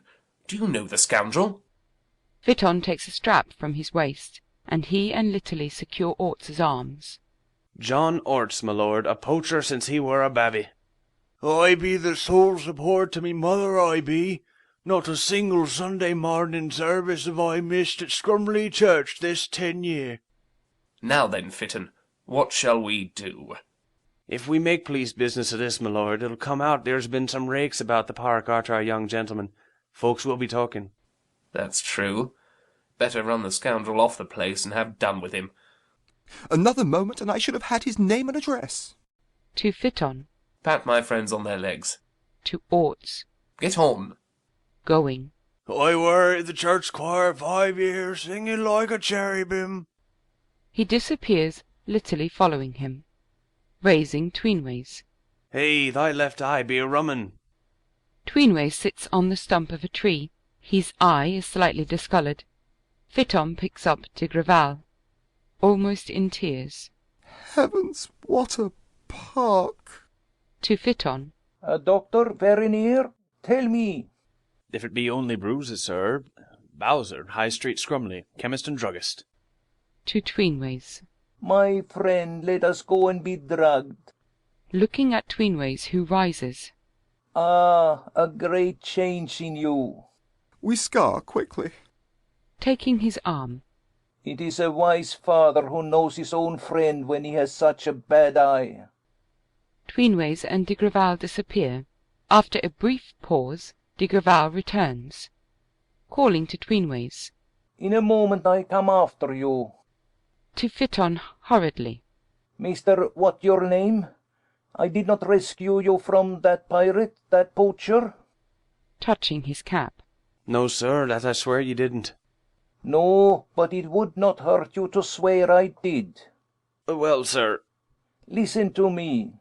Taking a handful of money from his pocket, Tweenways, re-entering unperceived, steals down suspiciously, and stands behind de Grival and Fitton, listening. You go to Lady Wilhelmina directly at once. Giving him money. 1 sovereign, you tell her of this affair. Giving him money. £2, you say I found that poacher strangling your throat. Giving him money. Another, you tell Lady Wilhelmina I kick him, I rescue you, I kick you. No, I kick him again. I save your life, bravely. Giving him more money. Don't you know? Coming between Fitton and de Grival. Monsieur de Grival. Ah. Permit me to say that, if any representation of this kind is made, I must be. In it? Tweenways bows with dignity. I have no objection.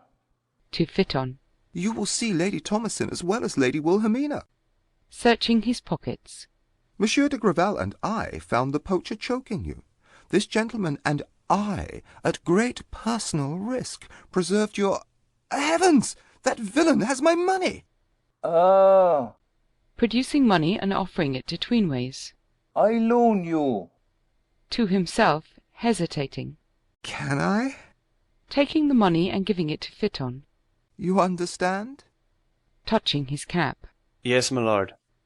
Tweenways moves away. To Fitton, pointing to Tweenways. We now save your life, both of us, bravely. Don't you know? I know, sir. Going to Tweenways. We reconcile each other. Tweenways reluctantly extends 2 fingers.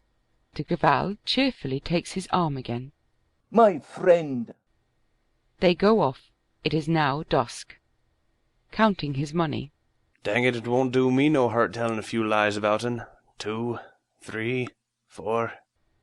Litterly re-enters. Where are my friends, Fitton? Pocketing the money. Oh, they be just gone. To himself, chuckling. By Jove, I mean to play old Harry with 'em.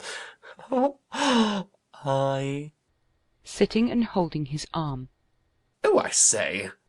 Twisted thy arm, my lord. Taking out his pocket handkerchief. Fitton, wrap this handkerchief round my wrist as tightly as you can. To himself. Oh, these fellows. Looking at Litterly's arm. Eh, the scoundrel's hearty. No, Lady Doline was kind enough to do that with a hairpin and a red root that grows about the park. Lady Noline and I are cousins, you know, Fitton. Go on. A red root that grows hereabouts. Yes. Putting his foot on a piece of the root which lies on the ground. Here's a bit of it. Picking up the root. That?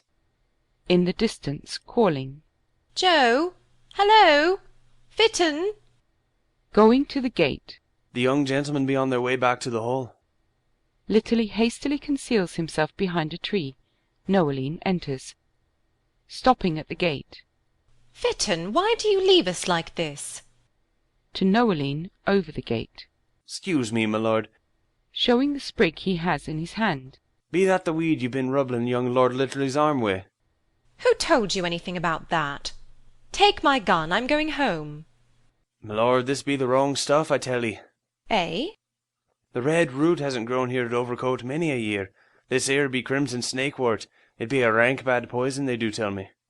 Coming through the gate. Fitton! Looking towards the tree. Shh! Fitton, you don't mean to say I've really hurt my cousin's arm? Lord Litterly, my lord. Noeline sees Litterly. Fitton goes quietly away. Litterly advances to Noeline. Oh, Lord Litterly! I say, here's a game. A game? Don't stand there looking at me. Get out of the park. Why did you ever come here? Go to Dr. Flack at Great Overcoat. Don't you hear me? Shaking him. Run to Dr. Flack. Why, I've never been to a doctor in my life.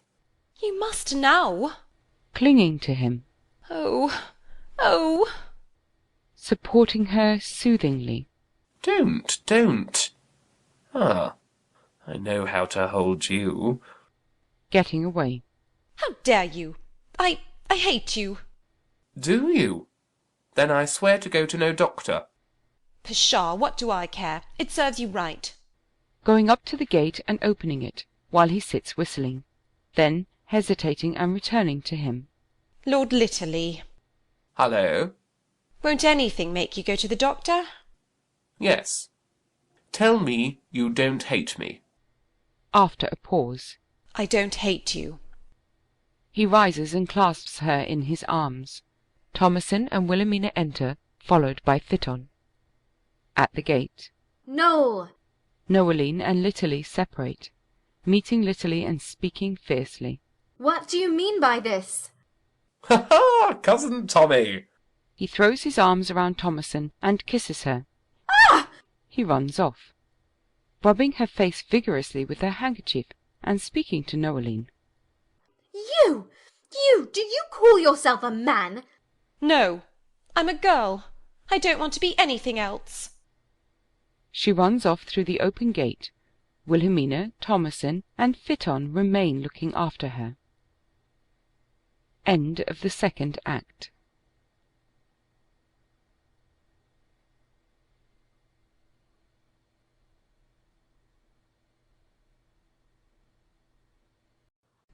The third act of The Amazons, a farcical romance by Arthur W. Pinero.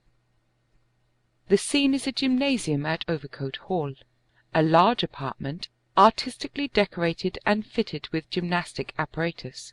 Halfway up the room is an arch, which, supported on 2 pilasters, divides the ceiling from the skylights. A door on the left opens on to a passage, while on the right is the door of a spacious cupboard.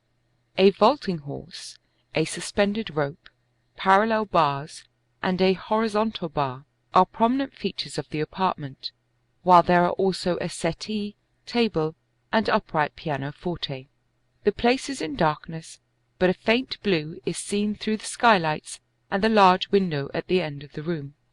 After a short silence, there are the sounds of men's voices in whispers and the breaking of glass. Then a man's hat drops from above, and de Grival is seen descending with difficulty with the aid of the rope. In a whisper to Tweenways, who is above. Tweenways, my friend, be careful. It is not easy. Out of sight. Oh, look out! I'm descending. Coming down. Hold the thing. Hold it. Hold where? Nearly down. The rope. He falls. Ah! Under his breath. Fool. Fool. You are hurt. Crawling along. Heavens, yes. De Grival picks him up. Their appearance is very dilapidated. De Grival's clothes are soiled, his hair has become lank, and there is a star-shaped patch of white plaster on his brow. Tweenways wears a small black shade over his injured eye. One thing we may congratulate ourselves. We arrive. Arrive? How can I be certain that we have strictly carried out Lady Thomasin's instructions? The mere idea of your losing that note fills me with... Walking against the vaulting horse. Oh! My friend, what is done cannot be made different. Coming into contact with the support of the horizontal bar. Ah, damn it all. Examining the vaulting horse and the horizontal bar with the aid of his magnifying glass. De Grival? I have a shocking misgiving. Misgiving? Heavens, I believe we're in the gymnasium. Gymnasium? Our instincts are rarely at fault. Coming against the parallel bars. Oh. You are hurt? Yes. But I remember Lady Thomasin's letter, every word of it. Holding his head. clamber on to our old schoolroom, find a skylight in a roof, lift up the tiles of an outhouse, climb on to a tower, drop off and wait there till we turn up. Yours gone over at the knees, T. Belturbet. Tweenways falls over the Indian clubs. There is a great rattle. You are hurt again? Yes, but wasn't there something about the West Wing? You said so. Certainly, the West Wing, or the, I think. You think? My friend, pardon me. I fear I have changed a wing. To himself. Fool, fool. Starting back as his hand drops onto the keys of the piano. Oh! You are hurt. No, I am not. Joining him. What to do? You may do what you please, Monsieur de Grival. So far as I am concerned, this visit to Overcote has come to a wretched close. He goes to the rope, attempts to climb it, and fails. Watching him. You cannot. Heavens! It's beyond me. Sitting on the settee despondingly. What a horrible predicament! This reminds me of many a page in our history. The dungeon, the prisoner. Rubbing his shins. Even the implements of torture. Sitting beside him in great dejection. My spirits go. We have no spirits. Taking his hand. My friend. A pair of legs appear from above, clinging to the rope. Oh! What is it? Surely, legs. Wilhelmina? The legs descend and Litterly is revealed. De Grival and Tweenways rise. Barrington. Litterly. Hello, there you are. Litterly comes between de Grival and Tweenways. His arm is slung in a black silk handkerchief. Now then, I should like to know what you've got to say for yourselves. We never give explanations. You catch the next train, don't you? Really? This tone? It would be pleasant to finish the day together, wouldn't it? Our word to the ladies. Honesty is the best way out of the park. Taking Tweenways' arm. Tweenways and I now go. My friend. Releasing himself. You may not be aware, Litterly, that de Grival and I are here in the position of invited guests. Oh, yes, I'm aware of it. Handing Thomason's note to de Grival. I picked up the invitation. And you may not be aware, my dear Tweeny, that that invitation directs you to the East Wing, and you are now in the West Wing. Monsieur de Grival! I commit an error. Pardon me. Never. We never forgive an injury of this kind. To Litterly. How am I to get out? The rope. Bah, he cannot climb it. Nor you, sir. Under his breath. Insolent. You say so, I try. He goes to the rope and attempts to climb it. Walking about. I've followed you fellows over about 5 miles of roof. Where the deuce have you got to? Why, I say, confound you, we're in the gym. I knew it. I felt it. By Jove, this is too bad of us. We really ought to draw the line somewhere. Pointing to the door. Isn't that the door? Opening the door cautiously. A passage, and lights at the end of it. Closing the door. Opening the opposite door. A cupboard. Halfway up the rope. I succeed. I triumph. I do it. Don't you know? Bravo, Andre. We shall have to leave Tweeny behind us. Under his breath. Insolent. The electric lights are switched on, and the scene becomes suddenly bright. De Grival descends precipitately. Heavens! I say! Voices! Voices! At the cupboard door. Look out, you fellows! De Grival runs into the cupboard, and Litterly pushes in Tweenways, who is hesitating, then goes in himself. After a brief pause, Sergeant Shooter enters. She wears a costume of coarse, dark material, a blouse, a skirt finishing just below the knees, and gymnasium shoes. At the door. Now then, my lord, where are the rest? A quarter of an hour late as it is. Thomasin, Wilhelmina, and Noeline enter. They are enveloped in long cloaks. What's the matter with you this evening? You all seem as stupid as owls, every one of you. Don't you be cheeky, Sergeant, or I'll tell the mater. I'll tell her ladyship. We're not inclined for the gym tonight. There. We've had a rather tiring day, Sergeant. To Noeline, who is leaning dejectedly against the vaulting horse. Well, Lord Noel, if ever I did see anybody looking exactly like Putty. I don't care what I look like. Clapping her hands. Come along now. Key, please. Noeline locks the door and takes out the key, bringing down the Indian clubs. I always have said that when your lordships come back from these wretched holiday trips, your muscles are like apple jelly. Throwing her the key. Catch and be quiet. Shooter catches the key and slips it into her pocket, bringing down the barbells. If I were milady, I'd stop visitings altogether. Noeline sits on the settee in an attitude of despondency. There's the result of it. I suppose you've been dancing half the night through in those petticoats of yours. Ah, I wonder you like to wear such things. Bringing down the dumbbells. Now then, Lord Tommy, Lord Willie. Wilhelmina and Thomasin hurry forward sulkily, to themselves. Oh! Turning up her sleeves. 10 minutes simple exercise to thaw the ice. Ready? Ready? Rising. Yes. Yes. Yes. Come, my lords, a good appetite for dinner. Shooter sits at the piano and thumps out a strongly marked tune. The girls take off their cloaks and throw them down angrily. They are in elegantly made gymnasium dresses of different colours. Pushing Thomasin. There's no room for me here. This is my place. You're a most ungentlemanly fellow. Because I caught you kissing Litterly. What? Coming between them with the dumbbells in her hands.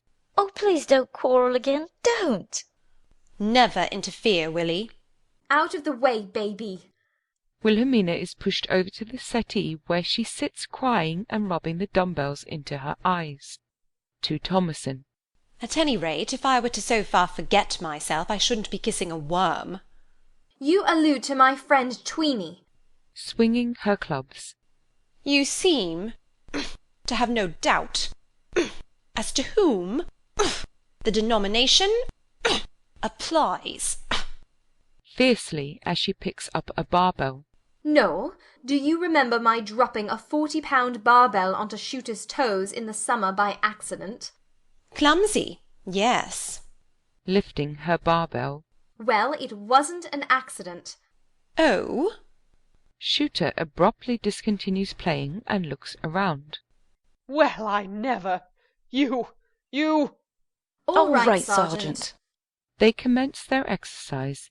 Shooter resumes playing, with an occasional glance round.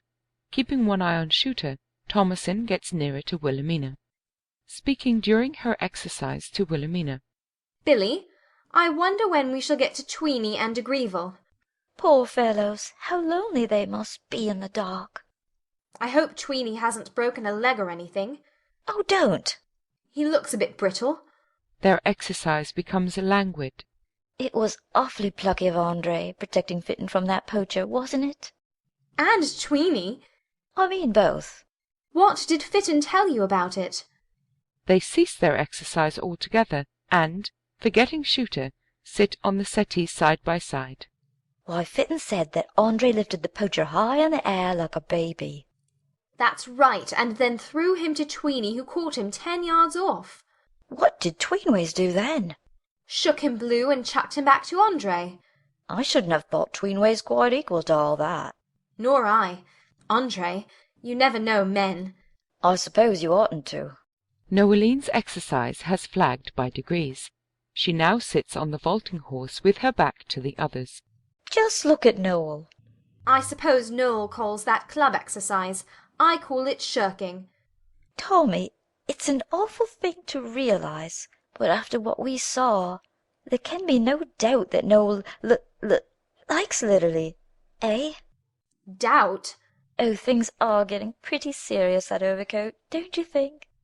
Billy, old chap, dashed if I know what the deuce is coming over us all. Shooter again suddenly ceases playing, turns, and rises. I guessed it. In great commotion, the girls rush to their places and resume their exercise. I've caught you. Every bit of this shall go to m'lady. Now, my lords, no more nonsense, please. Back with those toys. The girls replace the clubs, barbells, and dumbbells at the other end of the room. To Wilhelmina. We've made the sergeant wild now. And I've no chocolate in my pocket to get her round again. Gathering up the cloaks. Wiping the floor with these things, too. Isn't there a proper place for them? Lord Noel, Lord Willie, onto the bar, both of you. Lord Tommy, 30 volts, without stopping for wind. Noeline and Wilhelmina spring on to the horizontal bar, and Thomason comes to the vaulting horse, as Shooter, carrying the cloaks, opens the cupboard door. The men appear. Shooter, dropping the cloaks, utters a yell of terror and runs over to the other side of the room. There is a general uproar, the girls scream.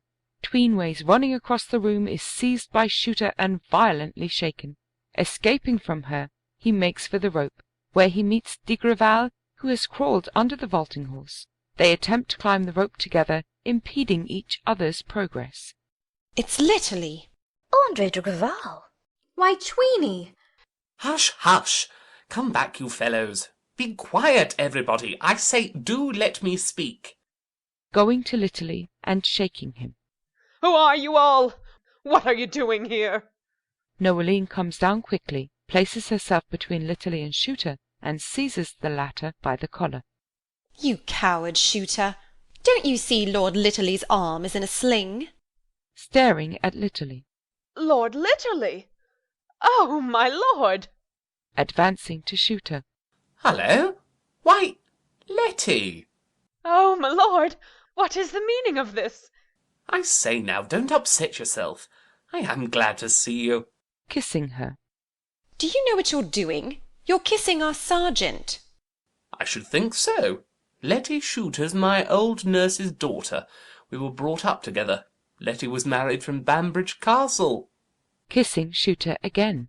I should think I am kissing your sergeant. Quietly to Noeline. Leave her to me. It's all right. Thomason, Wilhelmina, de Grival, and Tweenways are talking together with much animation. Noeline joins them. Shooter sinks onto the settee, holding her heart and panting. Litterly places himself beside her. I say, Letty dear, how jolly. Jolly? Oh dear, I'll never get over this fright. Pushing him away and attempting to rise. You wretch! Restraining her. What? When I haven't seen you for years? As if you came here to see me. Who are the others? My friends, Lord Tweenways and Monsieur de Grival. My lord's sweethearts up in Scotland. I've heard of it. She again attempts to rise. He pulls her back and puts his arm around her waist. Letty, I'll tell you something. Keep quiet. Whispering into her ear. I say. What? Lord Noel? He nods, laughing. Oh, I won't help you, either of you. She again tries to leave him. He rises and stands before her, pushing her back whenever she attempts to rise. Letty, be reasonable. What are you frightened about? If I give you my word that I will personally be answerable for the perfect behaviour of your young gentleman, will that satisfy you? No. Why, Lady Castlejordan's away, isn't she? She'll be home tomorrow. But we don't intend to stay till tomorrow. I'll take care of that. That's right. Always do your duty. Looking at his watch. Now, at what time do your young gentlemen dine? 8:15. Then at 7:45 we leave. On your honour, my lord. Letty, on my honour. She rises. He kisses her again and puts her back. I am pleased to see you. Gentlemen, at 7:45 punctually we clear out. I have pledged my word to that effect to my dear old friend Mrs. Shooter. So I warn you, you must make the most of your time. Starting up. No, they mustn't. Running to Shooter and hugging her. Oh, Shooter dear, you've never been so nice. Sergeant, you're a brick. Come and talk to Lord Tweenways and Monsieur de Grival. Your mind will be so easy. Thomasin and Wilhelmina take Shooter to Tweenways and de Grival. To Litterly very coldly. What did Dr. Flack say about your arm? Rubbed stuff into it and made a frightful fuss. Oh, there isn't any danger, is there? Not the slightest. Right in a week. I knew there was no occasion for you to be so alarmed. She walks away, he following her. I say, what have I done now? Aren't you here? I came after Tweenways and de Grival. I didn't expect this would happen. As it has happened, you might have had the decency to shower your kisses on that woman in the cupboard. I would have done so if I'd thought that you... Oh, I don't protest against the vulgar exhibition on my account, but I have young brothers. I kissed her with a motive. I'm sorry to hear it. My old nurse's daughter. Fudge. Known her all my life, I. Do your sisters kiss the head gardener's sons? Yes. No. Following her. I say. They sit together on the settee, wrangling. To Shooter. Come now, Sergeant, you might oblige a chap. They've been on the roof since 6 o'clock. I'd ring the alarm bell first. How am I to get a bottle of wine? You could wheedle it out of old Parker. Do, Shooter, darling. Taking her arm coaxingly. Monsieur de Grival is such a brave fellow. So's Tweeny. If I foraged for refreshment for anybody, it would be for his lordship over there. Litterly? We'll give Lord Litterly his share. Do. My lords, if I fetch you some refreshments, will you promise me faithfully to get into that cupboard and stop there till I come back? Yes. No, not all of you. Only my young gentleman. We understand, Sergeant. Of course we will. Good man. Into the cupboard, then. Into the cupboard. The 3 girls hurry into the cupboard and close the door. Shooter unlocks the door that leads from the room. Going to her. I say, Letty, upon my word, you're a good sort. I wouldn't do this for any living soul but you, my lord. She waits, wiping her lips. He hesitates, annoyed, then kisses her. As he does so, the cupboard door opens and Noeline looks out. To herself indignantly. Ah. As Shooter departs, Litterly turns and sees Noeline. Oh. She withdraws her head. To himself. Spotted. Just my luck. Ha, Tweenways, my friend. We are on the clover. Sitting at the piano. Ha, I enjoy myself like a deuce. He plays, rattling off a gay French melody. To himself. Thomasin is undoubtedly beginning to regard me with great warmth. I've never felt quite like this in my life. There's nothing I'm not capable of. Leaping onto the horizontal bar and swinging to and fro a few times, then crying out in pain, helplessly. Oh, Litterly, quick! Going to him and taking him down. Hurt yourself, Tweeny? Heavens, yes. He walks in a stooping posture to the settee and sits, doubled up. Litterly knocks at the cupboard door. Lady Noeline? Lady Noeline? From within. What do you want? Please, let me explain. Opening the door haughtily. Pray, don't think that any explanation is necessary. You see, if I didn't make it right with Letty Shooter... Oh. Coming out of the cupboard in her cloak, shutting the door behind her. Oh, how I long for 7:45, overcoat, the park, our Jim. I feel that nothing will ever be the same again. Pacing about, he following her protestingly. Popping her head out of the cupboard. Here, Noel. Go back, Tommy, at once. I like that. Coming out, in her cloak, shutting the door behind her and walking across to Tweenways. Sneak. Laying her head on the vaulting horse despairingly. You see how I am treated? How I wish I could undo the past few days. Here, I say, don't cry. They sit together on the vaulting horse, pulling her head out of the cupboard. Tommy, you know I can't bear the dark. Ah, Wilhelmina. Ah, my pretty girl. No. He takes her hand and brings her out of the cupboard. She is in her cloak. Thomasin and Tweenways walk to and fro. I assure you, Lady Thomasin, I attach no importance whatever to the slight affray. We... Slight? The poacher carried a loaded stick, Fitton said. Possibly, yes. I remember dashing it aside. Lucky for old Fitton you and de Grieville were on the spot. De Grival? Yes, didn't he? Waving his hand disdainfully. My dear Lady Thomasin. Why, Fitton gave us to understand. That de Grival? Really? They walk away as Wilhelmina and de Grival come forward talking together. Monsieur de Grival, my sisters and I, can't thank you sufficiently. Please no. It thanks itself, besides how small a thing to do. To save a man's life. Why, perhaps but for Tweenways and yourself, Fitton would have been... Tweenways? Tweenways assisted you, Fitton told us. Ha, I laugh. But Fitton said... Absurd. I describe it. Fitton was on the ground with no sense when I kick him. When you kicked whom? Fitton. You kicked poor Fitton? No, I mean Tweenways. Why should you kick Tweenways? I'm not telling it. I kicked them all. Don't you know? The attention of de Grival and Wilhelmina, Tweenways and Thomasin is attracted by Noeline and Litterly, who are sitting on the vaulting horse. Their heads are close together, and Litterly's arm placed lightly round Noeline's waist. Noel! Oh, Noel! Lord Litterly! Litterly and Noeline hastily dismount and face the others. Hey? What? Listening. Hark, here's the sergeant. Get back! Get back! Oh, I didn't know I was out. The three girls hurriedly return to the cupboard. Litterly throws himself full length onto the settee and whistles unconcernedly. De Grival resumes his seat at the piano, playing with much energy. Tweenways rushes to the horizontal bar and hangs there without motion. Shooter enters, carrying a tray on which are a bottle of hock, some glasses, and a cake. Litterly rises, takes the tray from her, and places it on the table.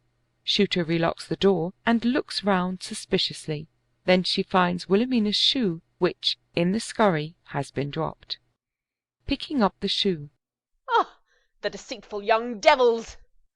She opens the cupboard door. Noeline re-enters the room, Thomasin following her. Wilhelmina appears, timidly searching for her shoe. Shooter produces it. You've been out! I must have been. Coming between Shooter and Wilhelmina. Now then, Willie wasn't the first to break our promise. I was. Nothing of the kind. I was. How presuming you are, Tommy. Oh, you bad lot, you! Litterly has filled the glasses and now advances with the tray. Now. We're all going to drink Letty Shooter's health. Oh, my lord. Litterly hands the tray from one to the other. To Wilhelmina. After such stirring adventures, a glass of champagne is particularly acceptable. It isn't champagne. It's our dinner hock. To himself. We hate hock. He sits moodily. The girls place Shooter upon the vaulting horse. Now, bumpers. We'll drink long life and a second husband to Letitia Ann Shooter. Letitia Ann Shooter. Good man. Sergeant Shooter. The toast is drunk with acclamation. At the piano again, excitedly. We are having a good time. If we danced, we should like it. Yes, Sergeant, rattle off something for us. Oh, no. Tommy, be quiet. Binding the wheat sheaf, the old dance we dug up at Drumdoris. Oh, yes, Shooter knows that. Shooter takes de Grival's place at the piano, putting on some torn and soiled gloves. We are no dancers. They dance a quaint country dance, beginning demurely and increasing in energy as they proceed. De Grival is dancing alone, very wildly and fantastically, when the door opens and Lady Castlejordan, who has apparently opened the door with a key attached to her chatelaine, enters with Minchin. Lady Castlejordan stands as if stricken. Gradually the dancers fall back with the exception of de Grival, who does not see Lady Castlejordan and continues dancing. Then he discovers his position and bolts into the cupboard. Lady Castlejordan sinks upon the settee, looking before her with a fixed stare, and sitting motionless. Shooter is still playing gaily. Minchin goes to her and taps her upon the shoulder. She stops playing, turns, rises, looks round, and totters out at the door. What is it? Roger Minchin, I'm going mad, I think. What is it? Lady Noeline, you are the eldest of three, I still hope not altogether worthless young women. But upon my word, unless you instantly furnish some reasonable explanation of the presence of these gentlemen, I shall find myself guilty of wishing that you had never been born. Mother, this is my cousin, your nephew. Litterly comes forward, staring at him.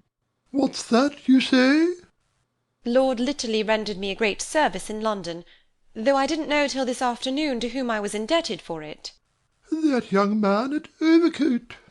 He came here to restore me a ring I had lost. He didn't find out until he had entered the park that he was at Overcote. Cannot he make his own excuses?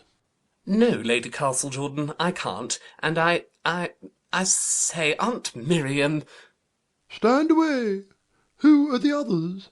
There are others. Mater, Lord Tweenways begs me to present him to you. Tweenways? Tweenways, who has been under the vaulting horse, is now halfway up the rope. He bows from that elevated position. Lady Castlejordan, I rejoice to find myself at Overcote Hall. We... To Thomason. I see. The result of your stay at Drumdurris under Egidia's care. I am mightily obliged to her. I take the present opportunity. Come down! Tweenways descends rapidly. Mother dear, Monsieur de Grival. Raising her head. What? The other? Looking around. Andre! Minchin opens the outer door and calls de Grival. No one appears. The others call de Grival with the same result. Litterly enters the cupboard indignantly. There is a short pause, and then de Grival is shot out into the centre of the room. Litterly re-enters more leisurely, glaring at de Grival. So that is the Frenchman? French by birth, yes, but so long educated in England. English is my appearance, manner, voice. English to my backbone. Do I not play your games, follow your sport? Hush, hush! To de Grival, presenting him formally. Monsieur Andre de Grival, Lady Castlejordan, my mother. With a profound bow. Ah, Lady Castlejordan, damn it all. No! Upon my soul, sir. I do not say the right word. I mistake it. I despair. Hush, hush! I rave madly. Tonight I stab my throat. Don't you know? Oh! De Grival is dragged back by Litterly. Rising. Roger Minchin, I wish to speak to my eldest child. Take these gentlemen away for a few moments. Minchin beckons the men, who quietly retire into the cupboard. Noel! Minchin places a chair for Lady Castlejordan. Noel, I went to town to receive a statement from Florence Vipont's maid, Dawkins. Oh, treacherous creature! The woman declares she sallied out the other night in young Robert Vipont's clothes. Is it true? Perfectly. Surely you can have no objection to such a proceeding, mother? Noel! Shaking a finger at Lady Castlejordan. Ha! But he didn't return till early morning, according to Dawkins. You've never heard me say I like that in a young man? No, mother, but I got mixed up in a street fight, through protecting a girl from a brute who was going to hit her. I punched him, mother. What? You did? In the public street? Before people? You've had me taught to do such things. Ha! In the presence of strangers? Never. After I'd done it, I ran away, and fainted in a by-turning. Fainted? My son! But luckily Lord Litterly came along and picked me up and carried me home to his lodgings. My daughter. Minchin joins Wilhelmina and Thomasin and talks with them. This morning he recognised me in Chesham Street and followed me here, to return a ring I'd dropped in his room. Pacing to and fro. Disgraceful, disgraceful. Yes, mother, it is disgraceful. But it will serve everybody a good turn if it teaches us that, after all, your children are nothing but ordinary, weak, affectionate, chicken-hearted young women. No. Stamping her foot. No. Noeline from this moment. Noeline. Noeline. Lady Castlejordan, I really think it due to Lord Tweenways and Monsieur de Grival that you should know they have stood you in good stead during your absence. Mr. Minchin? As the result of their perfectly inexcusable presence in your park, old Fitton the keeper has been rescued from the murderous clutches of a most determined poacher. Quite true, mater. Tweenways may be bred a bit too fine, but in an emergency he's a demon. You should hear what Fitton says of Andre. I'll inquire about this. He goes out. Fitton or no Fitton, this shameful introduction of men into overcoat. If we're boys, we must have pals. The misery is we're neither one thing nor the other. In the gymnasium, dancing and drinking. A bottle of Rudesheimer. If one man can't give another a glass of wine. Into your frocks, into your frocks. Frocks? Into your frocks. Sinking into the chair. And never, never, never come out of them. Thomasin and Wilhelmina go to the door. I felt ashamed of my appearance for ever so long. I own it. She goes out. All right, turn me into a girl. But look here, I shall be just the sort of young lady that's likely to be an awful failure in the end. She goes out, pointing to the cupboard. Mother, don't forget they're in there. Oh, I had forgotten. I hope you'll like Litterly. You hope I will like... Do you? Yes. She goes out. Noeline, come back. Is it possible? My brain reels. She goes to the door, opens and shuts it, then goes and opens the cupboard door, calling sternly. Lord Tweenways, Monsieur de Grival, Lord Litterly. Tweenways appears, encounters Lady Castlejordan, and retreats. Lord Tweenways. Tweenways appears again, bows apprehensively to Lady Castlejordan, and sidles round the cupboard door. De Grival enters, bows to Lady Castlejordan, and, edging away from her, joins Tweenways. Litterly enters. You desire to... To demand that you instantly leave Overcote, and to tell you that I can find no words in which... Aunt Miriam! Aunt, how dare you remind me of our relationship? How dare you? Pausing and staring at him. Eh? You're not well. Have you ever been told that you have your late uncle's eyes? My father often says I recall his brother Jack.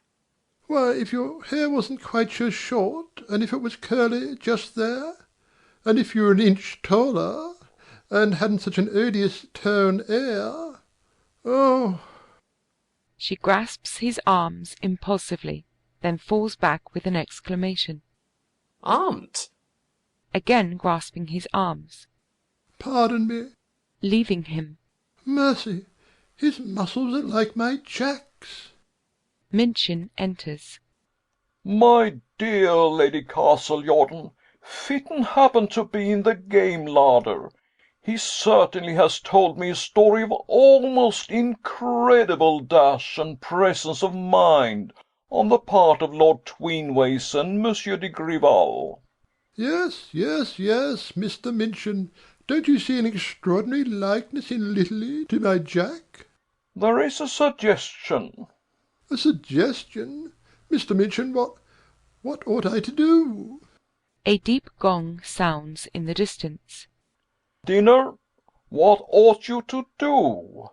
Begin at once to distract your girl's thoughts from the follies of the past.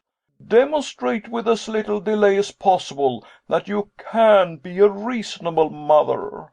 Glancing towards the men. Ask 'em to dine. What? They're all more or less injured. They must be all more or less hungry. Be more or less hospitable. No, no. If I ask anyone, it shall be only Litterly. Why only Litterly? He's so like my Jack. He's so like my Jack. You can't invite one blackguard without the others. A blackguard, when he is so like my Jack? Noeline, Wilhelmina, and Thomasin enter dressed in demi-toilette for dinner. Ha ha! To Minchin, proudly. Ah, yes, aren't they beautiful girls? Lord Tweenways, Lord Litterly, Monsieur de Grivel, as you see, I am still in my early morning gown. On the score of dress, therefore, I beg you will have no hesitation in giving me the honour of your company at dinner. The girls, uttering little cries, sit suddenly upon the settee. Lady Castlejordan. Ah, I shall delight to eat. You're very good, my dear aunt. The girls rise and gather around their mother, kissing and embracing her. Oh, mother. Mother dear. Good business. Litterly and Minchin meet and shake hands, flourishing the Indian clubs. La la la. Swinging on the horizontal bar. We carry everything before us. The gong sounds again. Lord Tweenways.